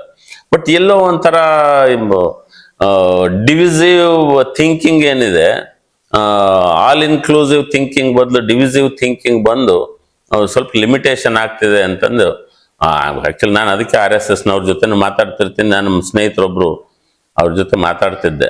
ಅವರು ಮೊದ್ಲೇನೋ ಸ್ವಲ್ಪ ಇದ್ ಮಾಡಿದ್ರು, ಆಮೇಲೆ ಗಾಂಧಿನ ಬೈಯಕ್ ಶುರು ಮಾಡಿದ್ರು. ಅದನ್ನ ಬೈಯೋದು ಅಂತ ಅದಕ್ಕೆ ಕಾರಣಗಳನ್ನ ಕೊಟ್ಟು, ಅದು ಗಾಂಧಿ ಹೆಂಗೆ ಮೋಸ ಮಾಡಿದ್ರು ನಮ್ಮ ದೇಶಕ್ಕೆ, ಅದು ಇದು ಅಂತ ಗಂಟೆಗಟ್ಲೆ ಹೇಳಿದ್ರು. ಸುಮ್ಮನೆ ಕೇಳಿದೆ ಅಷ್ಟೇ ನಾನು. ಮತ್ ಗಾಂಧಿ ಪರವಾಗಿ ಮಾತಾಡಿ ಅವ್ರ ಹತ್ರ ಯಾಕೆ ಜಗಳ ಮಾಡೋದು ಅಂತ. ಹಂಗೆ ಈಗ ಯಾವುದೋ ಗಾಂಧಿ ಮಾಡಿದ್ದು ಕೆಲವೊಂದು ತಪ್ಪು ಅನ್ನೋದಾದ್ರೆ ಅದನ್ನ ವಿರೋಧ ಮಾಡೋದ್ರಲ್ಲಿ ಏನ್ ತಪ್ಪಿಲ್ವಲ್ಲ. ಗಾಂಧಿ ಪೂಜೆ ಮಾಡ್ತಿದ್ದಂತ ರಾಮನನ್ನೇ ಬೈತಾರೆ ಅನ್ನೋದಾದ್ರೆ ದೇಶದಲ್ಲಿ, ಇನ್ನ ರಾಮನ ಭಕ್ತನಾಗಿರುವಂತ ಗಾಂಧಿ ತಪ್ಪು ಮಾಡಿದ್ದನ್ನ ತಪ್ಪು ಅಂತ ಹೇಳಿ, ನೀವ್ ಯಾವ್ದೇ ವ್ಯಕ್ತಿ ಆಗ್ಲಿ ಯಾರನ್ನೇ ನೀವು ಪೂಜೆ ಮಾಡಕ್ ಶುರು ಮಾಡಿದ್ರೆ ಅದು ಎಡವಟ್ಟೆ. ಅದು ನನ್ನೇ ಯಾರ ಪೂಜೆ ಮಾಡಕ್ ಶುರು ಮಾಡಿದ್ರು ಅದು ಮತ್ತೆ ಎಡವಟ್ಟೆ. ಅದು ಯಾರ ವ್ಯಕ್ತಿ ಮುಖ್ಯ ಅಲ್ಲ, ಅವರ ಚಿಂತನೆಗಳೇನಿದಾವೆ, ಅವರ ಮನೋಭಾವಗಳೇನಿದಾವೆ ಅವುಗಳನ್ನ ನೋಡ್ಕೊಂಡು ನಾವು ಅದ್ರೊಳಗೆ ಎಲ್ಲದೂ ಪರ್ಫೆಕ್ಟ್ ಅಂತಂದು ಯಾವ ಒಬ್ಬ ವ್ಯಕ್ತಿಯಲ್ಲೂ ಸಿಗಲ್ಲ. ನಿಮ್ಮಲ್ಲಿ ಒಂದಷ್ಟು ಒಳ್ಳೆ ಗುಣ ಸಿಗ್ತವೆ, ಇವರಲ್ಲಿ ಒಂದಷ್ಟು ಒಳ್ಳೆ ಗುಣ ಸಿಗ್ತವೆ. ಪ್ರತಿಯೊಬ್ಬರಲ್ಲಿ ಏನೇನು ಒಳ್ಳೇದಿದೆ ಅಂತ ನನ್ನ ಆರಿಸ್ಕೊಳ್ಳೋದಕ್ಕೆ ಸಾಧ್ಯ ಆದ್ರೆ, ಗಾಂಧಿಯಲ್ಲೂ ಒಳ್ಳೇದಿದೆ, RSS ನಲ್ಲೂ ಒಳ್ಳೇದಿದೆ, ಕಾಂಗ್ರೆಸ್ ನಲ್ಲೂ ಒಳ್ಳೇದಿದೆ. ಬಿಜೆಪಿಯಲ್ಲಿ ಒಳ್ಳೇದು ಏನು ಅಂದ್ರೆ, ಮೋದಿಯವ್ರು ನೋಡಿದ್ರೆ ಎಂದು ಕಾಯಿಲೆ ಅಂತ ಹೇಳಿಲ್ಲ, ಅದನ್ನ ನಮ್ಮ ಮೆಚ್ಚಿಗೆ ಅಂತೀನಿ. ಎಂದು ಕಾಯಿಲೆ ಅಂತಂದೇಳಿ ಮಲಗಿದ್ರು ಅಂತಂದೇಳಿ ಕೇಳಿಲ್ಲ. ಆಮೇಲೆ ಒಳ್ಳೊಳ್ಳೆ ಡ್ರೆಸ್ ಹಾಕ್ತಾರೆ, ಆಮೇಲೆ ಭರ್ಜರಿ ಟೂರ್ ಮಾಡ್ತಾರೆ. ಅದೆಲ್ಲ ನಾನು ಹಂಗೆ ಮಾಡಿದ್ರೆ ಚೆನ್ನಾಗಿ ಅಂತ ಅನ್ಸುತ್ತೆ. ಟೂರ್ ಮಾಡೋದಕ್ಕೆ ಹಂಗ ಒಳ್ಳೆ ವಿಮಾನ ಇದು ಎಷ್ಟು ಚೆನ್ನಾಗಿರುತ್ತೆ ಹಂಗೆ ಅಂತಂದು ಅನ್ಸುತ್ತೆ. ಬಟ್ ಬಹಳಷ್ಟು ಮಾತಾಡಿದಂಗೆ ನಡ್ಕೊಂಡಿಲ್ಲ ಅನ್ನಂತ ಒಂದಷ್ಟು ಅಸಮಾಧಾನಗಳು ಇದಾವೆ. ಏನೇನು ಮಾತಾಡಿದ್ದೇನಿದೆ ಅದಕ್ಕೂ, ಬಟ್ ಒಂದು ನಮಗೆ ಅದೇನ ನಾವು ನೋಡೋ ದೃಷ್ಟಿಕೋನದಲ್ಲಿ ಎಲ್ಲದೂ ಅಡಗಿದೆ ಅಂತಾರಲ್ಲ, ಹಂಗೆ ನಿಜವಾಗ್ಲೂ ಮೋದಿನ ಮೆಚ್ಕೊಳ್ಳೋ ಅಂತವ್ರು ನನ್ನ ಹೆಂಡತಿನೂ ಸೇರಿ ಮೋದಿ ಬಗ್ಗೆ ಅಷ್ಟು ನಮ್ಮ ಅಣ್ಣ ಅವ್ರು ಯಾಕೆ ಇಷ್ಟು ಮೆಚ್ಕೊಂತಾರೆ ಅಂತಂದ ನಾನು ಹುಡ್ಕಕ್ ಪ್ರಯತ್ನ ಮಾಡ್ತೇನೆ. ಅದೆಲ್ಲೋ ಹಿಂದೂ ಧರ್ಮ ಅಂತನೋ ಏನೋ ಬಂದ್ಬಿಡುತ್ತೆ ನಡುವೆ. ಈಗ ನಾನ್ ಧರ್ಮ ಅವುಗಳ ಬಗ್ಗೆ ಯೋಚನೆ ಮಾಡೋಣಲ್ಲ. ಇನ್ನು ಎಲ್ಲಿವರೆಗೂ ಅಂತಂದ್ರೆ ಈಗ ದೇಶ ಕಾಲ ಇವನ್ನೆಲ್ಲವನ್ನು ಮೀರಿ ಇರ್ತದೆ ನಂದು. ಅವಾಗ ಯೋಚನೆನೇ ಇರಲ್ಲ. ಸೊ ಇವೆಲ್ಲೋ ಒಂದ್ ಕಡೆಗೆ ಈ ತರದ್ದು ಬಿಜೆಪಿ ಜೊತೆಗೆ ನನಗೆ ಹೊಂದಾಣಿಕೆ ಅನ್ನೋದು ಬರ್ತಿಲ್ಲ ಮಾನಸಿಕವಾಗಿ. ಬಟ್ ನಾನು ಅದು ನನ್ನ ಲಿಮಿಟೇಷನ್ ಏನೋ ಅಂತ ಅನ್ಸುತ್ತೆ. ಬಿಜೆಪಿನ ನನ್ನ ಒಳಗಡೆ ತಗೊಳ್ದಂಗಿರೋದೇ ಒಂದು ಲಿಮಿಟೇಷನ್ ಏನೋ ಅಂತ. ಆದ್ರೂ ನಮ್ಮ BL ಸಂತೋಷ್ ಅವರಿಗೂ ಒಂದ್ಸರಿ ಫೋನ್ ಮಾಡಿದ್ದೆ, ಮಾತಾಡ್ಬೇಕು. ಅವ್ರು ನನಗಿಂತ ಜೂನಿಯರ್ ಇಂಜಿನಿಯರಿಂಗ್ ಅಲ್ಲಿ ನಾನು ಯಾರು ಒಂದೇನು ಅಂದ್ರೆ ನನಗೆ ಕಮ್ಯುನಿಕೇಶನ್ ಅನ್ನೋದು ಬಹಳ ಮುಖ್ಯವಾದ್ದು. ನಾನು ಯಾರ ಜೊತೆಗೂ ಕಮ್ಯುನಿಕೇಶನ್ ನ ಇಟ್ಕೊಂಡಂತ ಇದ್ರೊಳಗೆ ಇರಕ್ ಇಷ್ಟಪಡ. Actually I love communicating with other people from the background of love, affinity, joy, peace, ಆ ಬ್ಯಾಕ್ ಗ್ರೌಂಡ್ ಇಂದ ಕಮ್ಯುನಿಕೇಟ್ ಮಾಡಬೇಕು ಅಂತ. ಈಗ ನೀವು ಮೊದ್ಲು ಕ್ವಶನ್ ಕೇಳುವಾಗ ಬಹಳ ಜೋರಾಗಿ ಅದು ಇದು ಅಂತ ಕೇಳಿದಾಗ ಆ ಫೀಲಿಂಗ್ ಅದು it's not very conducive feeling. ನನಗ್ ಖುಷಿ ಕೊಡೋ ಅಂತದಲ್ಲ. ನನಗ್ ಸಿಟ್ಟು ಬರಂಗ್ ನೀವು ಮಾಡೋದೇ ಉದ್ದೇಶ ಆಗಿದ್ರೆ ಅದಂತ ಒಳ್ಳೆ ಇದೇನಲ್ಲ. ನನಗೆ ಸಿಟ್ಟು ಬರೋಂಥದ್ದು ಅಥವಾ ಬೇಜಾರಾಗಂಥದ್ದು. ನಾನ್ ನಿಮಗೆ ಅದಕ್ಕೆ ನನಗೆ ಬರೋಂಥ ಸುತ್ತಮುತ್ತ ಬರೋರು ಯಾರೇ ಬರ್ಲಿ ಅವ್ರಿಗೆ ಒಂದಷ್ಟು ಸಮಾಧಾನ, ಸಂತೋಷ ಅಂಥದನ್ನು ಕೊಡೋದಕ್ಕೆ ನನ್ನೊಳಗಡೆ ಅದನ್ನ ತುಂಬಿಟ್ಕೊಂಡಿರ್ಬೇಕಲ್ಲ ಕೊಡೋದಕ್ಕೆ. ಆ ತರ ಈಗ ಬಿಜೆಪಿ ಎಲ್ಲೋ ಒಂದ್ ಸ್ವಲ್ಪ ಆಂಗರ್ ಕಾಣಿಸುತ್ತೆ, ಒಂದ್ ಸ್ವಲ್ಪ ದ್ವೇಷ ಕಾಣಿಸುತ್ತೆ. ಅದ್ ಯಾರ ಬಗ್ಗೆನೇ ಆಗಿರ್ಲಿ, ಮುಸ್ಲಿಂ ಬಗ್ಗೆ ಅಂತಾನೆ ಆಗ್ಲಿ, ಯಾರ ಬಗ್ಗೆ ಅಂತ ಆಗ್ಲಿ, ಒಂಥರ ಶ್ರೇಣೀಕೃತ ಇದ್ರ ಬಗ್ಗೆ ಯೋಚನೆ ಮಾಡ್ತಾರೆ ಅಂತ ಎಲ್ಲರೂ ಹೇಳ್ತಾರೆ. ಬಟ್ ನನಗೆ ಯಾವ್ದು ಈ ಶ್ರೇಣಿಗಳ ಬಗ್ಗೆನೂ ನನಗೆ ಗಮನ ಬರಲ್ಲ. ಬ್ರಾಹ್ಮಣ, ಕ್ಷತ್ರಿಯ, ವೈಶ್ಯ, ಶೂದ್ರ ಈ ತರ ಶ್ರೇಣಿಗಳಾಗ್ಲಿ, ಈ ಜಾತಿ ಇವ್ರು ಯಾರೋ ಮೇಲು ಇವ್ರು ಕೀಳು ಅಂತ ಆ ತರದ್ದಾಗ್ಲಿ ನನಗೆ ಅದು ಬರಲ್ಲ. ಅದು ಯಾಕೆಂದ್ರೆ ನಮ್ಮ ತಂದೆಯವರ ಆಲೋಚನೆಯಿಂದ ಬಂದಿರೋದು ನಮ್ದು. ಆ ತರದ ಬಿಜೆಪಿ ಜೊತೆ ಹೊಂದಾಣಿಕೆ ಮಾನಸಿಕವಾಗಿ ಬರದೇ ಇರೋದು ಅವರ ಆಂಗರ್. ನಿನ್ನೆ ಯಾವ್ದೋ ಒಂದು ಇದ್ ನೋಡ್ತಿದ್ದೆ, ಡಿಬೇಟ್ ಯಾವ್ದು, ನಾನು ಇವನ್ನೆಲ್ಲ ಟಿವಿನೂ ನೋಡೋದ್ ಬಿಟ್ಟಿದ್ದೀನಿ, ಮೊಬೈಲ್ ಅಲ್ಲಿ ನೋಡ್ತಿದ್ದಾಗ ಬಿಜೆಪಿ ಆರಾಮಾಗಿದ್ದೀರಿ ಅನ್ಸುತ್ತೆ, ಅದಕ್ಕೆ ಇರ್ಬೋದು ಅಲ್ಲ. ಬಟ್ ಟಿವಿ ಇದು ಮೊಬೈಲ್ನು ಬಿಡೋಣ ಅಂತಿದ್ದೀನಿ. ಅದೊಂದು ಅದಕ್ಕೆ ನಮ್ಮ ಸ್ನೇಹಿತರೊಬ್ರು ಹೇಳ್ತಿರ್ತಾರೆ ತಾಪತ್ರಯಗಳು ಅಂತ. ತಾಪ ಅಂದ್ರೆ ಬಿಸಿ, ತ್ರಯ ಅಂದ್ರೆ 3 ಅಂತ. ಮೊದಲನೇದು ಟಿವಿ ಅಂತೆ, ಎರಡನೇದು ಮೊಬೈಲ್ ಅಂತೆ, ಮೂರನೇದು ನ್ಯೂಸ್ ಪೇಪರ್ ಅಂತೆ. ಅವನ್ ಬಿಟ್ಬಿಟ್ಟೆ ತಾಪತ್ರಯನೇ ಇಲ್ಲ ಅಂತ. ಹಂಗೆ ನಮ್ಮ ಸ್ನೇಹಿತರೊಬ್ರು ಅವರು ಹೇಳ್ತಾ ಇದ್ದದ್ದು. ಸೊ ಈಗ ತಾಪ ಇಲ್ಲದಂಗೆ ನಾವು ಹೆಂಗೆ ಇರಬೇಕು ಅಂತಂದ್ರೆ ಬಿಜೆಪಿದು ಎಲ್ಲೋ ಒಂದ್ ಕಡೆ ಬಿಸಿ ಅಂತ ಕಾಣಿಸುತ್ತೆ. ಕಾಂಗ್ರೆಸ್ನವ್ರು ಅದಕ್ಕೆ ರಿಯಾಕ್ಟ್ ಮಾಡೋದು, ಇದು ಇವ್ರಿಗೆ ಅವ್ರು ರಿಯಾಕ್ಟ್ ಮಾಡೋದು. ಇದು ರಿಯಾಕ್ಷನ್ನೇ ಈಗ ಏನ್ ನಡೀತಿದೆ ಜನ್ಜಿ ಯೂತ್ ಮೂವ್ಮೆಂಟು. ಇದು ರಿಯಾಕ್ಷನ್ ಇಂದ ಹೊರಗೆ ಬಂದು ಅಟ್ಲೀಸ್ಟ್ ಒಂದೇನಂದ್ರೆ ಪೀಸ್ಫುಲ್ ಆಗಿ ಮಾಡ್ಬೇಕು ಅನ್ನೋಂತ ಒಂದು ಸ್ಟ್ಯಾಂಡ್ ಇದೆಯಲ್ಲ, ಅದು ನನಗೆ ಇಷ್ಟ ಆಗುತ್ತೆ. ಅಫ್ಕೋರ್ಸ್ ಪೀಸ್ಫುಲ್ ಆಗಿರೋಂಥದ್ದು ಅದನ್ನ ಇಷ್ಟಪಟ್ಟು ಈಗ ಇವ್ರ ಜೊತೆಗೆ ಅಂದ್ರೆ ಸಪೋರ್ಟಿವ್ ಆಗಿದ್ದೀನಿ. ನಾನೇನು ಹೋಗಿ ಅವ್ರ ಜೊತೆ ಆಕ್ರೋಶ ಇದು ಅಂತಂದೇನಲ್ಲ. ಡೆಫಿನೆಟ್ಲಿ ಸ್ವಲ್ಪ ಅವ್ರೇನಾದ್ರೂ ತಪ್ಪು ದಾರಿಗೆ ಹೋದ್ರೆ, ವೈಲೆನ್ಸ್ ಕಡೆಗೆ ಇಂಥ ಹೋದ್ರೆ ನಾನು ಸಪೋರ್ಟ್ ಇರೋಲ್ಲ. ಸರ್, ನೀವೇ ಮಾತಾಡ್ತಾ ಹೇಳಿದ್ರಿ ನಿಮ್ಮ ವೈಫ್ ಅಥವಾ ನಿಮ್ಮ ಬ್ರದರ್ ಅವರೆಲ್ಲರೂ ಕೂಡ ಏನೋ ಬಿಜೆಪಿಯನ್ನ ಅಥವಾ ಮೋದಿಯನ್ನ ಇಷ್ಟಪಡ್ತಾರೆ, ಯಾಕೆ ಅಂತ ಗೊತ್ತಾಗ್ತಿಲ್ಲ, ಅದನ್ನ ಅರ್ಥ ಮಾಡ್ಕೊಳ್ಳಿ ಪ್ರಯತ್ನ ಪಟ್ಟೆ ಅಂತ. ಬಟ್ ಈ ರೀತಿನೂ ಆಗಿರ್ಬೋದಲ್ವಾ? ಬೇರೆಯವರೆಲ್ಲ ಆ ರೀತಿ ಹೇಳ್ತಿದ್ದಾರೆ ಅಂದ್ರೆ ಅವರೇ ಕರೆಕ್ಟ್ ಇರ್ಬೋದು, ನಾನೇ ತಪ್ಪಿರ್ಬೋದು ಅಂತ ನಿಮ್ಗೆ ಯಾವತ್ತು ಅನ್ಸಿಲ್ವಾ? ಅನ್ಸಿದೆ. ಅದೇನ್ ಅವ್ರ ದೃಷ್ಟಿಕೋನ ಏನು ಅಂತ ಅವ್ರ putting myself in their shoes ಅಂತಂದೇಳಿ ಇಟ್ಕೊಂಡು ನೋಡೋದಕ್ಕೂ ಪ್ರಯತ್ನ ಮಾಡಿದ್ದೀನಿ. ಬಟ್ ಸಂಪೂರ್ಣವಾಗಿ ನಾನು ಭಕ್ತ ಆಗೋದಕ್ಕೆ ಸಾಧ್ಯ ಆಗಲ್ಲ ಅಂತ ಅನ್ಸುತ್ತೆ. ಮೋದಿ ಭಕ್ತ, ಅದು ಭಕ್ತ ಅಂತ ಯಾಕೆ ಅಂದ್ರೆ ಅಟ್ಲೀಸ್ಟ್ ಮಾತಾಡೋದಕ್ಕೂ ತಯಾರಿಲ್ದಂಗೆ ರಿಯಾಕ್ಟ್ ಮಾಡ್ತಾರಲ್ಲ, ಮೋದಿನ ಬೈತಿರೋ ಅಂತಂದೇಳಿ, ಅದು ಸರಿಯಾದಿದಲ್ಲ. ನೀವು ನನಗೆ ಯಾರನ್ನಾದ್ರೂ ಬೈರಿ, ನನಗೆ ಹತ್ರದಾಗಿರೋರ್ನ ಅಂದ್ರೆ ನಾನು ಮೆಚ್ಚುವಂತ ಗಾಂಧಿನ ಬೈದ್ರು ನನಗೇನ್ ಬೇಜಾರಿಲ್ಲ, ನಾನ್ ಮೆಚ್ಕೊಳ್ಳೋಂತ ಬಸವಣ್ಣನ್ ಬೈದ್ರು ನನಗೇನ್ ಬೇಜಾರಿಲ್ಲ. ನನ್ ಬೈತಾರ ಅವರು, ಬಸವಣ್ಣನ್ ಬೈತಾರೆ, ಮೋದಿನ್ ಇವು ಎಂಥದ್ದು ಗಾಂಧಿನ್ ಬೈತಾರೆ. ಇನ್ನು ಹಿಂದಕ್ಕೆ ಹೋದ್ರೆ ನನಗೆ ಶಂಕರಾಚಾರ್ಯಂದು ಬಹಳ ಇಷ್ಟ. ಶಂಕರಾಚಾರ್ಯನ ಯಾರ ಬೈದ್ರು, ಬುದ್ಧ ಆಗ್ಲಿ, ಆಮೇಲೆ ಈ ಇಸ್ಲಾಂ ಒಳಗಡೆ ಏನು ಅಂತಂದ್ರೆ ಮೊಹಮ್ಮದ್ ಪೈಗಂಬರ್ ಬಗ್ಗೆ ಏನು ಮಾತೇ ಆಡಂಗಿಲ್ಲ ಅಂತಂತಾರಲ್ಲ, ಅದು ನನಗೇನು ಸಂಪೂರ್ಣ ಅದು ಹೊಂದಿಕೆ ಆಗಂತದಲ್ಲ. ಯಾರು ಕಂಪ್ಲೀಟ್ ಅಂತಂದೇಳಿ, actually everybody is complete with incompletions also. ಎಲ್ಲ ಅಪೂರ್ಣತೆಗಳಿಂದ ಎಲ್ಲರೂ ಪೂರ್ಣ. ಹಂಗೆ ನಿಮ್ದು ಅಪೂರ್ಣತೆ ಇರುತ್ತೆ, ನೀವು ಪೂರ್ಣ, ನಂದು ಅಪೂರ್ಣತೆ ಇರುತ್ತೆ, ನಾನು ಪೂರ್ಣ. ಆಮೇಲೆ ನಮ್ಮ ಅಪೂರ್ಣತೆಗಳಿಂದ ಸೇರ್ಕೊಂಡೆ ಅದು ಇನ್ನೂ ಒಂದು ಪೂರ್ಣತೆ ಬರುತ್ತೆ. ಮಾನವ ಜನಾಂಗದ್ದಿರ್ಬೋದು, ಜೊತೆಗೆಲ್ಲ ಗಿಡ ಮರ ಪ್ರಾಣಿ ಪಕ್ಷಿಗಳು ಸೇರಿದಂತ ಇದಿರ್ಬೋದು, ಇದು ಅಪೂರ್ಣತೆ ಅಂತ.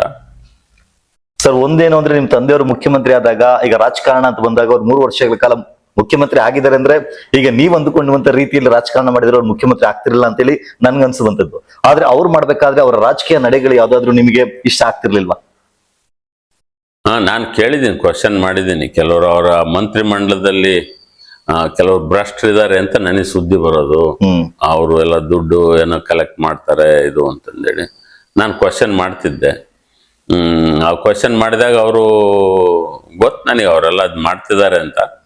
ಆದ್ರೆ ಈ ಕಸ ಹೊಡೆಯೋದಕ್ಕೆ ಕಸಬರಿಗೆ ಬೇಕಲ್ಲ, ಆತರ ಅವ್ರನ್ನ ಕಸಬರಿಗೆ ತರ ಇಟ್ಕೊಂಡಿದೀನಿ. ಅವ್ರನ್ನೇ ನಾನೇನ್ ದೇವ್ರ ಮನೆಯಲ್ಲಿ ಇಡಲ್ಲ.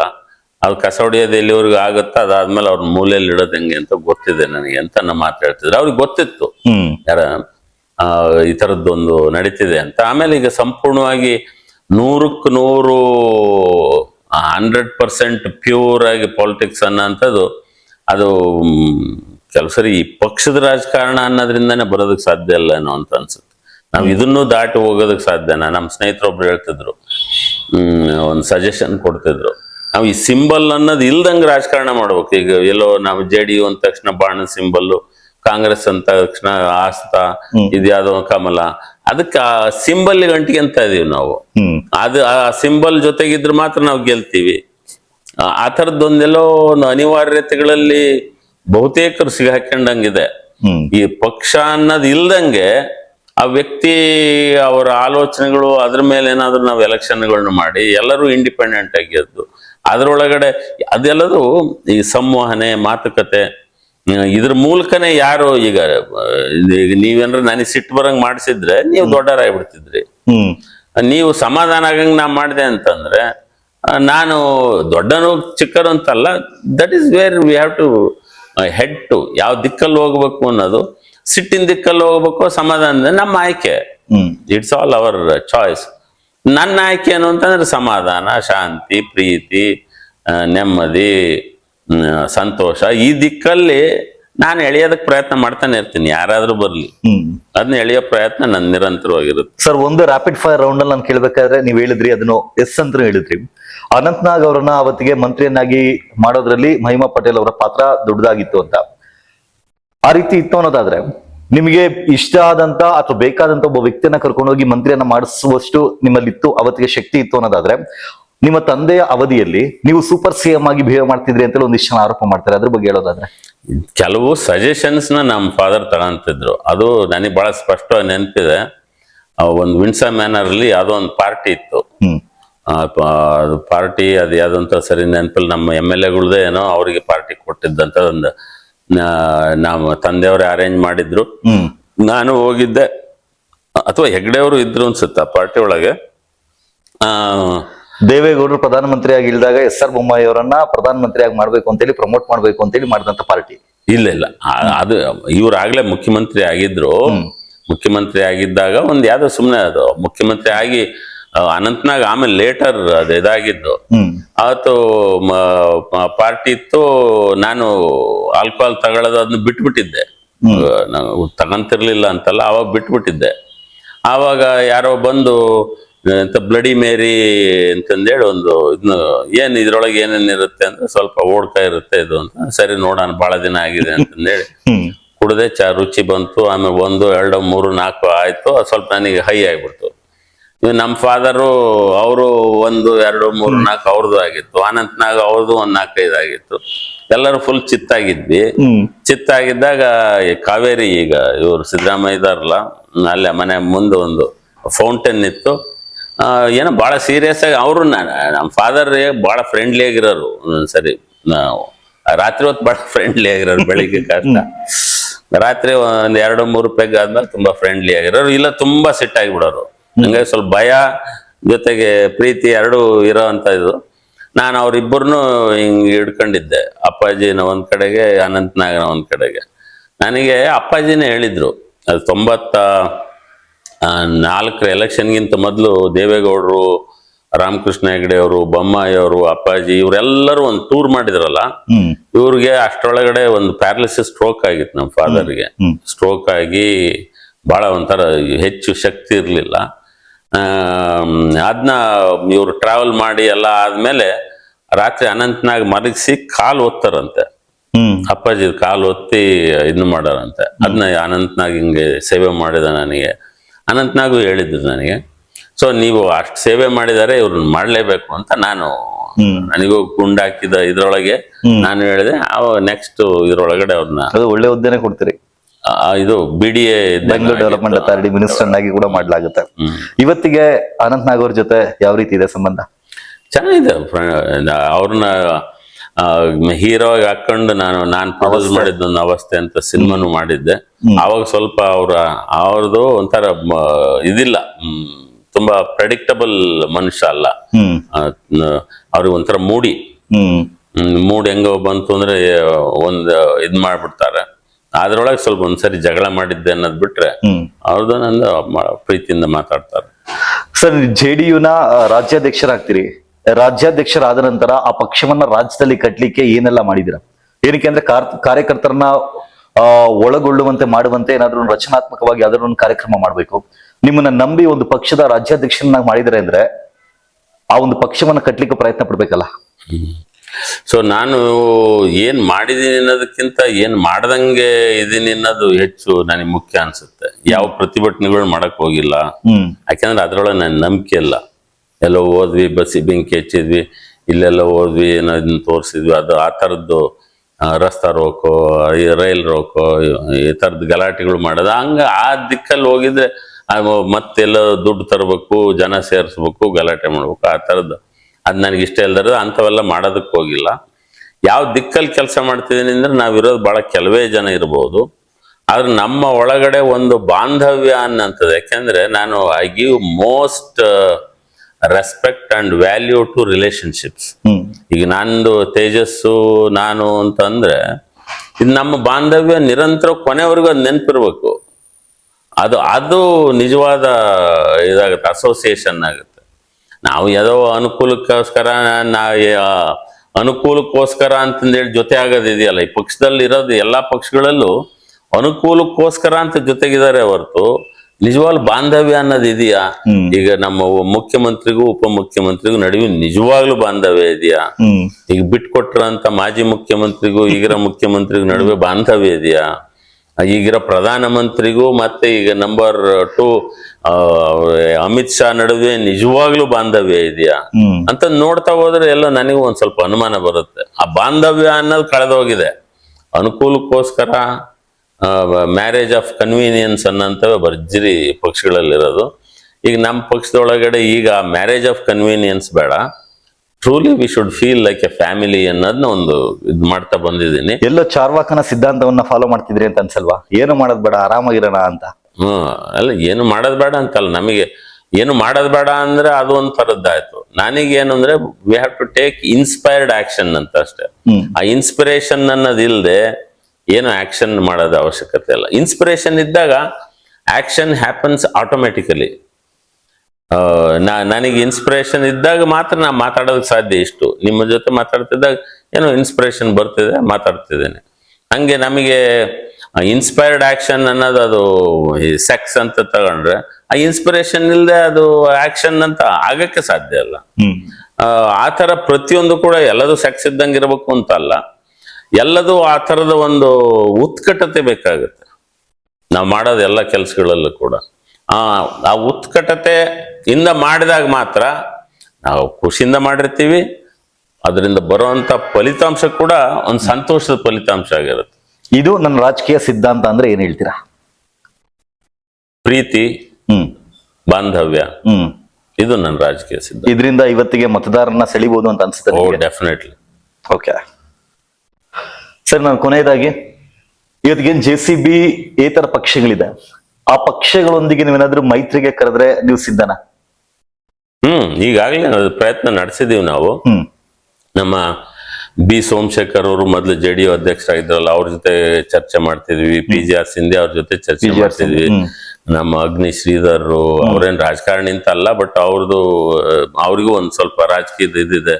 ಅಗ್ನಿ ಶ್ರೀಧರ್ ಮತ್ತೆ ರವಿಕೃಷ್ಣ ರೆಡ್ಡಿ, ಉಪೇಂದ್ರ ಅವ್ರ ಜೊತೆಗೂ ನಾವು ಮಾತಾಡ್ತಾ ಇದ್ದೀವಿ.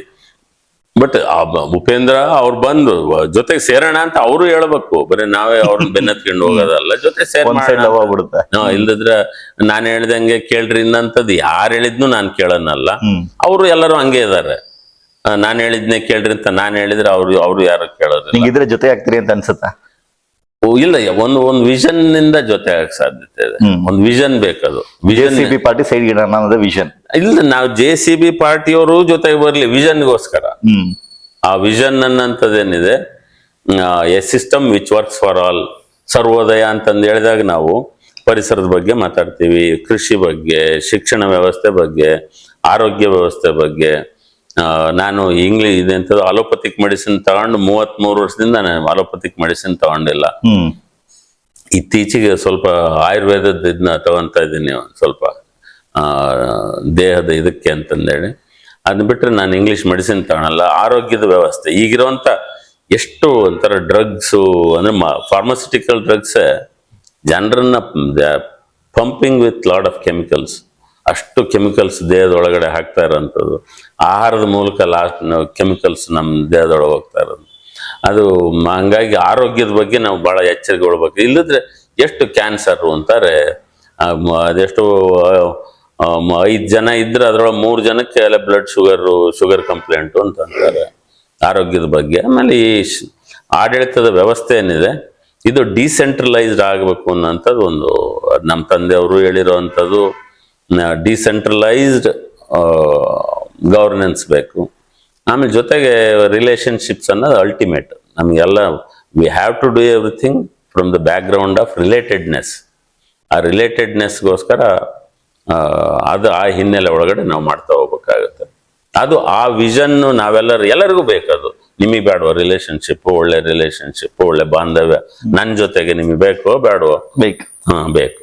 ಹಂಗೆ ನಾವು ಈಗ ಉಪೇಂದ್ರ ಅವರಾಗ್ಲಿ, ರವಿಕೃಷ್ಣ ರೆಡ್ಡಿ ಅವರು, ನಮ್ಮ ಮುಖ್ಯಮಂತ್ರಿ ಚಂದ್ರು ಅವರು, ಆಮೇಲೆ ನಮ್ಮ JDS ಅಲ್ಲಿಂದ ತುಮಕೂರಿಗೆ ಎಲೆಕ್ಷನ್ ನಿಂತಿದ್ರು ಲಾಯರ್ ಜಗದೀಶ್ ಅಂತ, ಅವರು ಇಬ್ರಾಹಿಂ, CM ಇಬ್ರಾಹಿಂ ಅವ್ರ ಜೊತೆಗೂ ನಾನು ಬಹಳ ಒಂದು ಸಂಬಂಧ ಇಟ್ಕೊಂಡಿದ್ದೀನಿ. ಬಟ್ ನಾನೇನು ಅವ್ರು ಹೇಳಿದ್ದೇನೋ ಒಪ್ತೀನಿ ಅಂತಲ್ಲ, ಇದ್ರ ಕಡೆಗೆ ನಾವು ನೋಡೋಣ ಅನ್ನೋದಷ್ಟೇ ನಂದು. ಈ ಒಂದು ಸರ್ವೋದಯದ ಕಡೆಗೆ ನಾವು ನೋಡೋಣ. ಮತ್ತೆ ಕರ್ನಾಟಕದಲ್ಲಿ 3000 ಮಠಗಳಿದಾವೆ, ಮಠ ಸ್ವಾಮೀಜಿಗಳ ಜೊತೆ ಮಾತಾಡ್ತೀನಿ. ಈ ರಾಜಕಾರಣಿಗಳಿಗಿಂತ ಅವರೇ ದೊಡ್ಡ ರಾಜಕಾರಣಿಗಳಾಗಿದ್ರೆ ಅಂತ ಅನ್ಸಲ್ವಾ ನಿಮಗೆ? ಅವ್ರದ್ದು ತಿರುಗಿಸ್ಬೇಕು ಇದ್ರ ಕಡೆಗೆ, ಈ ಕಡೆ ತಿರುಗಿಸೋದಕ್ಕೆ ಅಂತ ನಾನು ಪ್ರಯತ್ನ ಮಾಡ್ತಿರ್ತೇನೆ. ಅಂದ್ರೆ ಅವರು ಏನ್ ಕೆಲಸ ಮಾಡ್ಬೇಕು ಆ ಕೆಲಸ ಮಾಡುವಂತೆ ಮಾಡ್ಬೇಕು ಅಂತ ನಿಮ್ಮ ಏನ್ ಮಾಡ್ಬೇಕಾಗುತ್ತೋ ಜನರ ಹೃದಯಗಳನ್ನು ಬೆಸೆಯುವಂಥದ್ದು ಏನಾಗ್ಬೇಕು, ಅವರೇ ಹೊಡೆದಾಡ್ಕೊಂತ ಕೂತ್ಕೊಂಡ್ಬಿಟ್ರೆ ಪಾಪ ಜನ ಏನ್ ಮಾಡ್ಬೇಕು. ಹಂಗಾಗಿ ಆಮೇಲೆ ವಿಜ್ಞಾನಿಗಳ ಜೊತೆಗೂ, ವಿಜ್ಞಾನ ಅಂತಂದ ತಕ್ಷಣ ಹಿಂಗೆ ಅಂತ ಬಹಳಷ್ಟು ಜನಕ್ಕೆ ಕಲ್ಪನೆ ಇದೆ. ದೊಡ್ಡ ವಿಜ್ಞಾನಿಗಳೇ ಅವ್ರಿಗೆ ಬಹಳ ದೊಡ್ಡ ವಿಜ್ಞಾನಿಗಳಿಗೆ ಅವ್ರ ಲಿಮಿಟೇಷನ್ ಗೊತ್ತಾಗುತ್ತೆ. ವಿಜ್ಞಾನ ಗೊತ್ತಿಲ್ದಾರ ವಿಜ್ಞಾನದ ಬಗ್ಗೆ ಬಹಳ ಮಾತಾಡ್ತಾರೆ. ಹಂಗೆ ವಿಜ್ಞಾನ ಅನ್ನೋದು ಏನು ಅನ್ನೋದನ್ನು ವಿಜ್ಞಾನಿಗಳಿಗೆ ಅವ್ರನ್ನು ಈ ಕಡೆಗೆ ತಿರುಗಿಸ್ಬೇಕು. ಈ ತರದ್ದು ಸರ್ವೋದಯದ ಕಡೆಗೆ ಎಲ್ಲರನ್ನು ತಿರುಗಿಸೋಂಥದ್ದೇನಿದೆ, ಅವಾಗ ಎಲ್ಲರೂ ಒಟ್ಟಾಗಕ್ಕೆ ಜನತಾದಳ ಸೆಕ್ಯುಲರ್ನವರು, ಆಮೇಲೆ ಕಾಂಗ್ರೆಸ್ನವರು, ಬಿಜೆಪಿ ಅವ್ರು ಯಾರೇ ಸಿಕ್ಕರು ಕೂಡ ಇದನ್ನ ಮಾತಾಡಿ ಈ ದಿಕ್ಕಿಗೆ ಹೋಗೋಣ ಬರ್ರಪ್ಪ ಅಂತ ಕರೆಯೋದು. ಓಕೆ ಸರ್, ಅಂತಿಮವಾಗಿ ವೀಕ್ಷಕರಿಗೆ ಏನ್ ಹೇಳಲಿಕ್ಕೆ ಬಯಸ್ತೀರಾ? ವೀಕ್ಷಕರಿಗೆ ಖುಷಿಯಾಗಿರ್ರಿ, be happy and everything else is taken care of ಅಂತ. ಓಕೆ, ನೀವು ಸಂತೋಷವಾಗಿರಿ, ಉಳಿದದ್ದೆಲ್ಲದೂ ಸರಿ ಹೋಗುತ್ತೆ. ಸಂತೋಷವಾಗಿರಿ ಅಂತಂದ್ರೆ ಅದು ಯಾವುದೋ ಇನ್ಫ್ಲೂಯೆನ್ಸ್ ಇಂದ ಸಂತೋಷವಾಗಿರೋದಲ್ಲ. Natural who we are is happiness. ಮೂಲಭೂತವಾಗಿ ನಾವೇನು ಅಂತಂದ್ರೆ ನಾವೇ ಆನಂದ, ನಾವೇ ಸಂತೋಷ. ಈಗ ಮೇಲೆ ಬರುವಂಥ ದುಃಖ, ಸಿಟ್ಟು, ಭಯ ಇವೆಲ್ಲವೂ ಅದ್ರ ಮೇಲೆ ಇರೋವಂಥ ಹೊದಿಕೆಗಳ ಥರ ಇದ್ದಾವೆ. ಹೆಂಗೆ ಸೂರ್ಯ ಅನ್ನೋದು ಈಗ ಇದ್ದೇ ಇದೆ, ಮೋಡ ಮುಚ್ಚಿದೆ, ಈಗ ಸೂರ್ಯ ಇದ್ದೇ ಇದೆ. ಅದೇ ಆನಂದ ಸಂತೋಷ ಅಂದರೆ ಮೋಡಗಳು ಭಾಳಷ್ಟು ಇದಾವೆ, ಕಾಣಿಸಲ್ಲ ಅದು ಸೂರ್ಯ. ಇವ ಮೋಡಗಳು ಏನಪ್ಪ ಅಂತ ನಮಗಿರೋಂಥ ಭಯ, ಸಿಟ್ಟು, ಆಕ್ರೋಶ, ದ್ವೇಷ, ಕಿರಿಕಿರಿ, ಅಸಹಾಯಕತೆ, ಫ್ರಸ್ಟ್ರೇಷನ್ನು ಇವೆಲ್ಲವೂ ಈ ಮೋಡಗಳು. ಇವನ್ ಸ್ವಲ್ಪ ನಾವು ಸರಿಸ್ಬೇಕು. ಅದು ಭಾಳ ಅದು ಸ್ವಲ್ಪ ಪ್ರಾಕ್ಟೀಸ್ ಮಾಡ್ತಾ ಮಾಡ್ತಾ ಬರುತ್ತೆ. ಇವನ್ ಸರಿಸಿದ್ರೆ ನಮಗೆ ನಿಧಾನಕ್ಕೆ ಸ್ವಲ್ಪ ಬೆಳಕು ಕಾಣಿಸ್ತಾ ಹೋಗುತ್ತೆ. ಆಮೇಲೆ ಇನ್ನೂ ಸ್ವಲ್ಪ ಇದಾದ್ರೆ ಕ್ಲಿಯರ್ ಆದರೆ ಆ ಆನಂದದ ಸೂರ್ಯ ನಮಗೆಲ್ಲರಿಗೂ ಕಾಣಿಸೋದಕ್ಕೆ ಶುರುವಾಗುತ್ತೆ. ಹಾಗಾಗಿ ಜನರೆಲ್ಲರೂ ಕೂಡ ನಮ್ಮೊಳಗಡೆ ಇರುವಂಥ ಸಂತೋಷನ ಡೆಫಿನೆಟ್ಲಿ ಹುಡ್ಕೊಳ್ಳೋದಕ್ಕೆ ಸಾಧ್ಯತೆ ಇದೆ. ನಮಗೇನಿದೆಯೋ ಅದ್ರ ಜೊತೆಗೆ ಅಟ್ಲೀಸ್ಟ್ 2 ಕಾಲಿದಾವೆ, 2 ಕೈ ಇದಾವೆ, 2 ಕಣ್ಣಿದಾವೆ, ಮಾತಾಡೋಕ್ ಬಾಯಿ ಇದೆ, ಊಟ ಮಾಡೋಂಥ ಸ್ಥಿತಿಯಲ್ಲಿದ್ದೀವಿ. ಈ ಸಣ್ಣ ವಿಷಯಕ್ಕೂ ನಾವು ಖುಷಿ ಪಡೋದಕ್ಕೆ ಸಾಧ್ಯತೆ ಇದೆ. ಆ ಥರದಿಂದ ಸಂತೋಷವಾಗಿರೋಣ, ಎಲ್ಲದು ಸರಿಯಾದ ದಿಕ್ಕಲ್ಲಿ ಹೋಗ್ತಾ ಇದೆ. Okay, thank you. ವೀಕ್ಷಕರೇ, ಇದು ಇವತ್ತಿನ ವಿಶೇಷವಾಗಿತ್ತು. ಇವತ್ತಿನ ಕಾಲದಲ್ಲಿ ಒಬ್ಬ ರಾಜಕಾರಣಿ ಅಂತ ಬಂದಾಗ ನಾವೇನಂತ ಅನ್ಕೊಳ್ತೀವಿ, ತುಂಬಾ ದುರಾಂಕಾರಿ ಇರ್ತಾರೆ, ಅಥವಾ ಕರೆಕ್ಟ್ ಆಗಿ ನಾವು ರೀಚ್ ಆಗ್ಲಿಕ್ಕೆ ಆಗಲ್ಲ, ಆಕ್ಸೆಸಿಬಲ್ ಇರಲ್ಲ, ನಾವು ಮಾತಾಡ್ಸಿದ್ರೆ ಕರೆಕ್ಟ್ ಆಗಿ ಮಾತಾಡೋದಿಲ್ಲ, ಆ ರೀತಿ ಅಂತ. ಆದ್ರೆ ಇಲ್ಲಿರುವಂತ ಮಹಿಮಾ ಪಟೇಲ್ ಅವ್ರನ್ನ ಒಂದು ಬಾರಿ ನಾನು ಕೇಳಿದೆ, ಹೌದು ಈ ದಿನ ಬನ್ನಿ ಮಾತಾಡೋಣ ಅಂತ ಹೇಳಿದ್ರು. ಆಗ ನಾನು ಬರ್ಬೇಕಾದ್ರೂ ಕೂಡ ಅನ್ಕೊಂಡಿದ್ದೆ. ಕಾರಣ ಹಿಂದೆ ನನ್ನ ಜನನ ಮಾತಾಡಿಸಿದಾಗ ಅವ್ರು ಹೇಳ್ತಾ ಇದ್ರು, ಇಲ್ಲ ಅವ್ರು ಯಾರನ್ನ ಮಾತಾಡಿಸ್ತಾರೆ, ಅವ್ರು ತುಂಬಾ ಚೆನ್ನಾಗಿ ಮಾತಾಡಿಸ್ತಾರೆ, ನೀವು ಒಂದ್ ಶೇಕೆಂಡ್ ಕೊಡಿ, ಅವ್ರು ಬೇರೆ ತರ ಸುಮ್ಮನೆ ಹಿಂಗ್ ಕೊಡಲ್ಲ, ಟೈಟ್ ಆಗಿ ಇಟ್ಕೊಳ್ತಾರೆ, ಆದ್ರೆ ಅಷ್ಟು ಪ್ರೀತಿಯಿಂದ ಎಲ್ಲರನ್ನ ಮಾತಾಡಿಸ್ತಾರೆ ಅಂತ ಹೇಳ್ತಾ ಇದ್ರು. ನಾನು ಎಲ್ಲೋ ಅನ್ಕೊಳ್ತಿದ್ದೆ. ಕಾರಣ ನಾನು ಯಾವುದೇ ಒಂದು ಪಾಡ್ಕಾಸ್ಟ್ ಅನ್ನ ಮಾಡ್ಬೇಕು ಅಂತ ಬಂದಾಗ ಡೆವಿಲ್ಸ್ ಅಡ್ವೊಕೇಟ್ ಅಂತ ನಾನು ಇಟ್ಟಿದ್ದೇನೆ. ನನ್ನ ಎದುರುಗಡೆ ಯಾರು ಕೂತಿರ್ತಾರೆ ಅವ್ರನ್ನ ನಾನು ರಾಜಕೀಯವಾಗಿ ವಿರೋಧ ಮಾಡ್ಬೇಕು ಅಂತ. ಆ ಕಾರಣಕ್ಕೆ ನಾನು ಅನ್ಕೊಂಡ್ ಬಂದೆ, ಈ ವ್ಯಕ್ತಿ ಹಂಗಿರ್ಲಿಕ್ಕಿಲ್ಲ, ಮುಂದೆ ಮಾತ್ರ ಆ ರೀತಿ ಇದಾರೆ, ಬಟ್ ಹಿಂದೆ ಅವ್ರನ್ನ ಟ್ರಿಗರ್ ಮಾಡಿದ್ರೆ ಯಾವ್ದಾದ್ರು ಒಂದು ಟೈಮಲ್ಲಿ ಅವ್ರ ಒಳಗಡೆ ಏನಿದೆ ಆಚೆ ಬರುತ್ತೆ ಅಂತ. ಆದ್ರೆ ಇಲ್ಲಿವರೆಗೂ ನಾನು ಪ್ರಯತ್ನ ಪಟ್ಟೆ, ಆದ್ರೆ ನಾನು ಹೊರಗಡೆ ಏನ್ ಕೇಳಿದ್ದೆ ಅದೇ ರೀತಿಯ ವ್ಯಕ್ತಿ, ಸರಳವಾಗಿದ್ದಾರೆ, ಸಜ್ಜನ ವ್ಯಕ್ತಿ ಆಗಿದ್ದಾರೆ. ಒಂದೇನು ಅಂದ್ರೆ ಅವರ ರಾಜಕೀಯ ಸಿದ್ಧಾಂತ ಅದು ಮುಂದೆ ವರ್ಕೌಟ್ ಆಗುತ್ತೋ ಇಲ್ವೋ ಗೊತ್ತಿಲ್ಲ, ಅದು ಬೇರೆ ಪ್ರಶ್ನೆ. ಆದ್ರೆ ವ್ಯಕ್ತಿಗತವಾಗಿ ನೋಡಿದಾಗ, ವೈಯಕ್ತಿಕವಾಗಿ ಇಷ್ಟೊತ್ತು ನಾನೇನ್ ಮಾತಾಡ್ದೆ, ಹೊರಗಡೆ ನಾನೇನ್ ಕೇಳಿದ್ದೆ ಅದು ನಿಜವಾಗ್ಲೂ ಸತ್ಯ. ನನ್ನಲ್ಲಿ ಇಲ್ಲಿವರೆಗೂ ನಾನು ಮಾಡ್ಬೇಕಾದ್ರೆ ಆಗದೆ ಇರುವಂತ ಬದಲಾವಣೆ ಈ ಒಂದು ಎಪಿಸೋಡ್ ಅಲ್ಲಿ ನಾನು ಡೆಫಿನೆಟ್ ಅಂತ ಕಂಡಿದ್ದೀನಿ ಸರ್. ಆ ಕಾರಣಕ್ಕೆ ಧನ್ಯವಾದಗಳು. ಅದ್ ಮುಂದೆ ರಾಜಕೀಯವಾಗಿ ಏನೆಲ್ಲ ನಿಮ್ಮ ಆಸೆಗಳಿದೆ ಅದು ಇರಲಿ ಅಂತೇಳಿ ನಾವು ಕೂಡ ಆಶಿಸ್ತೀವಿ. ಧನ್ಯವಾದಗಳು. Thank you.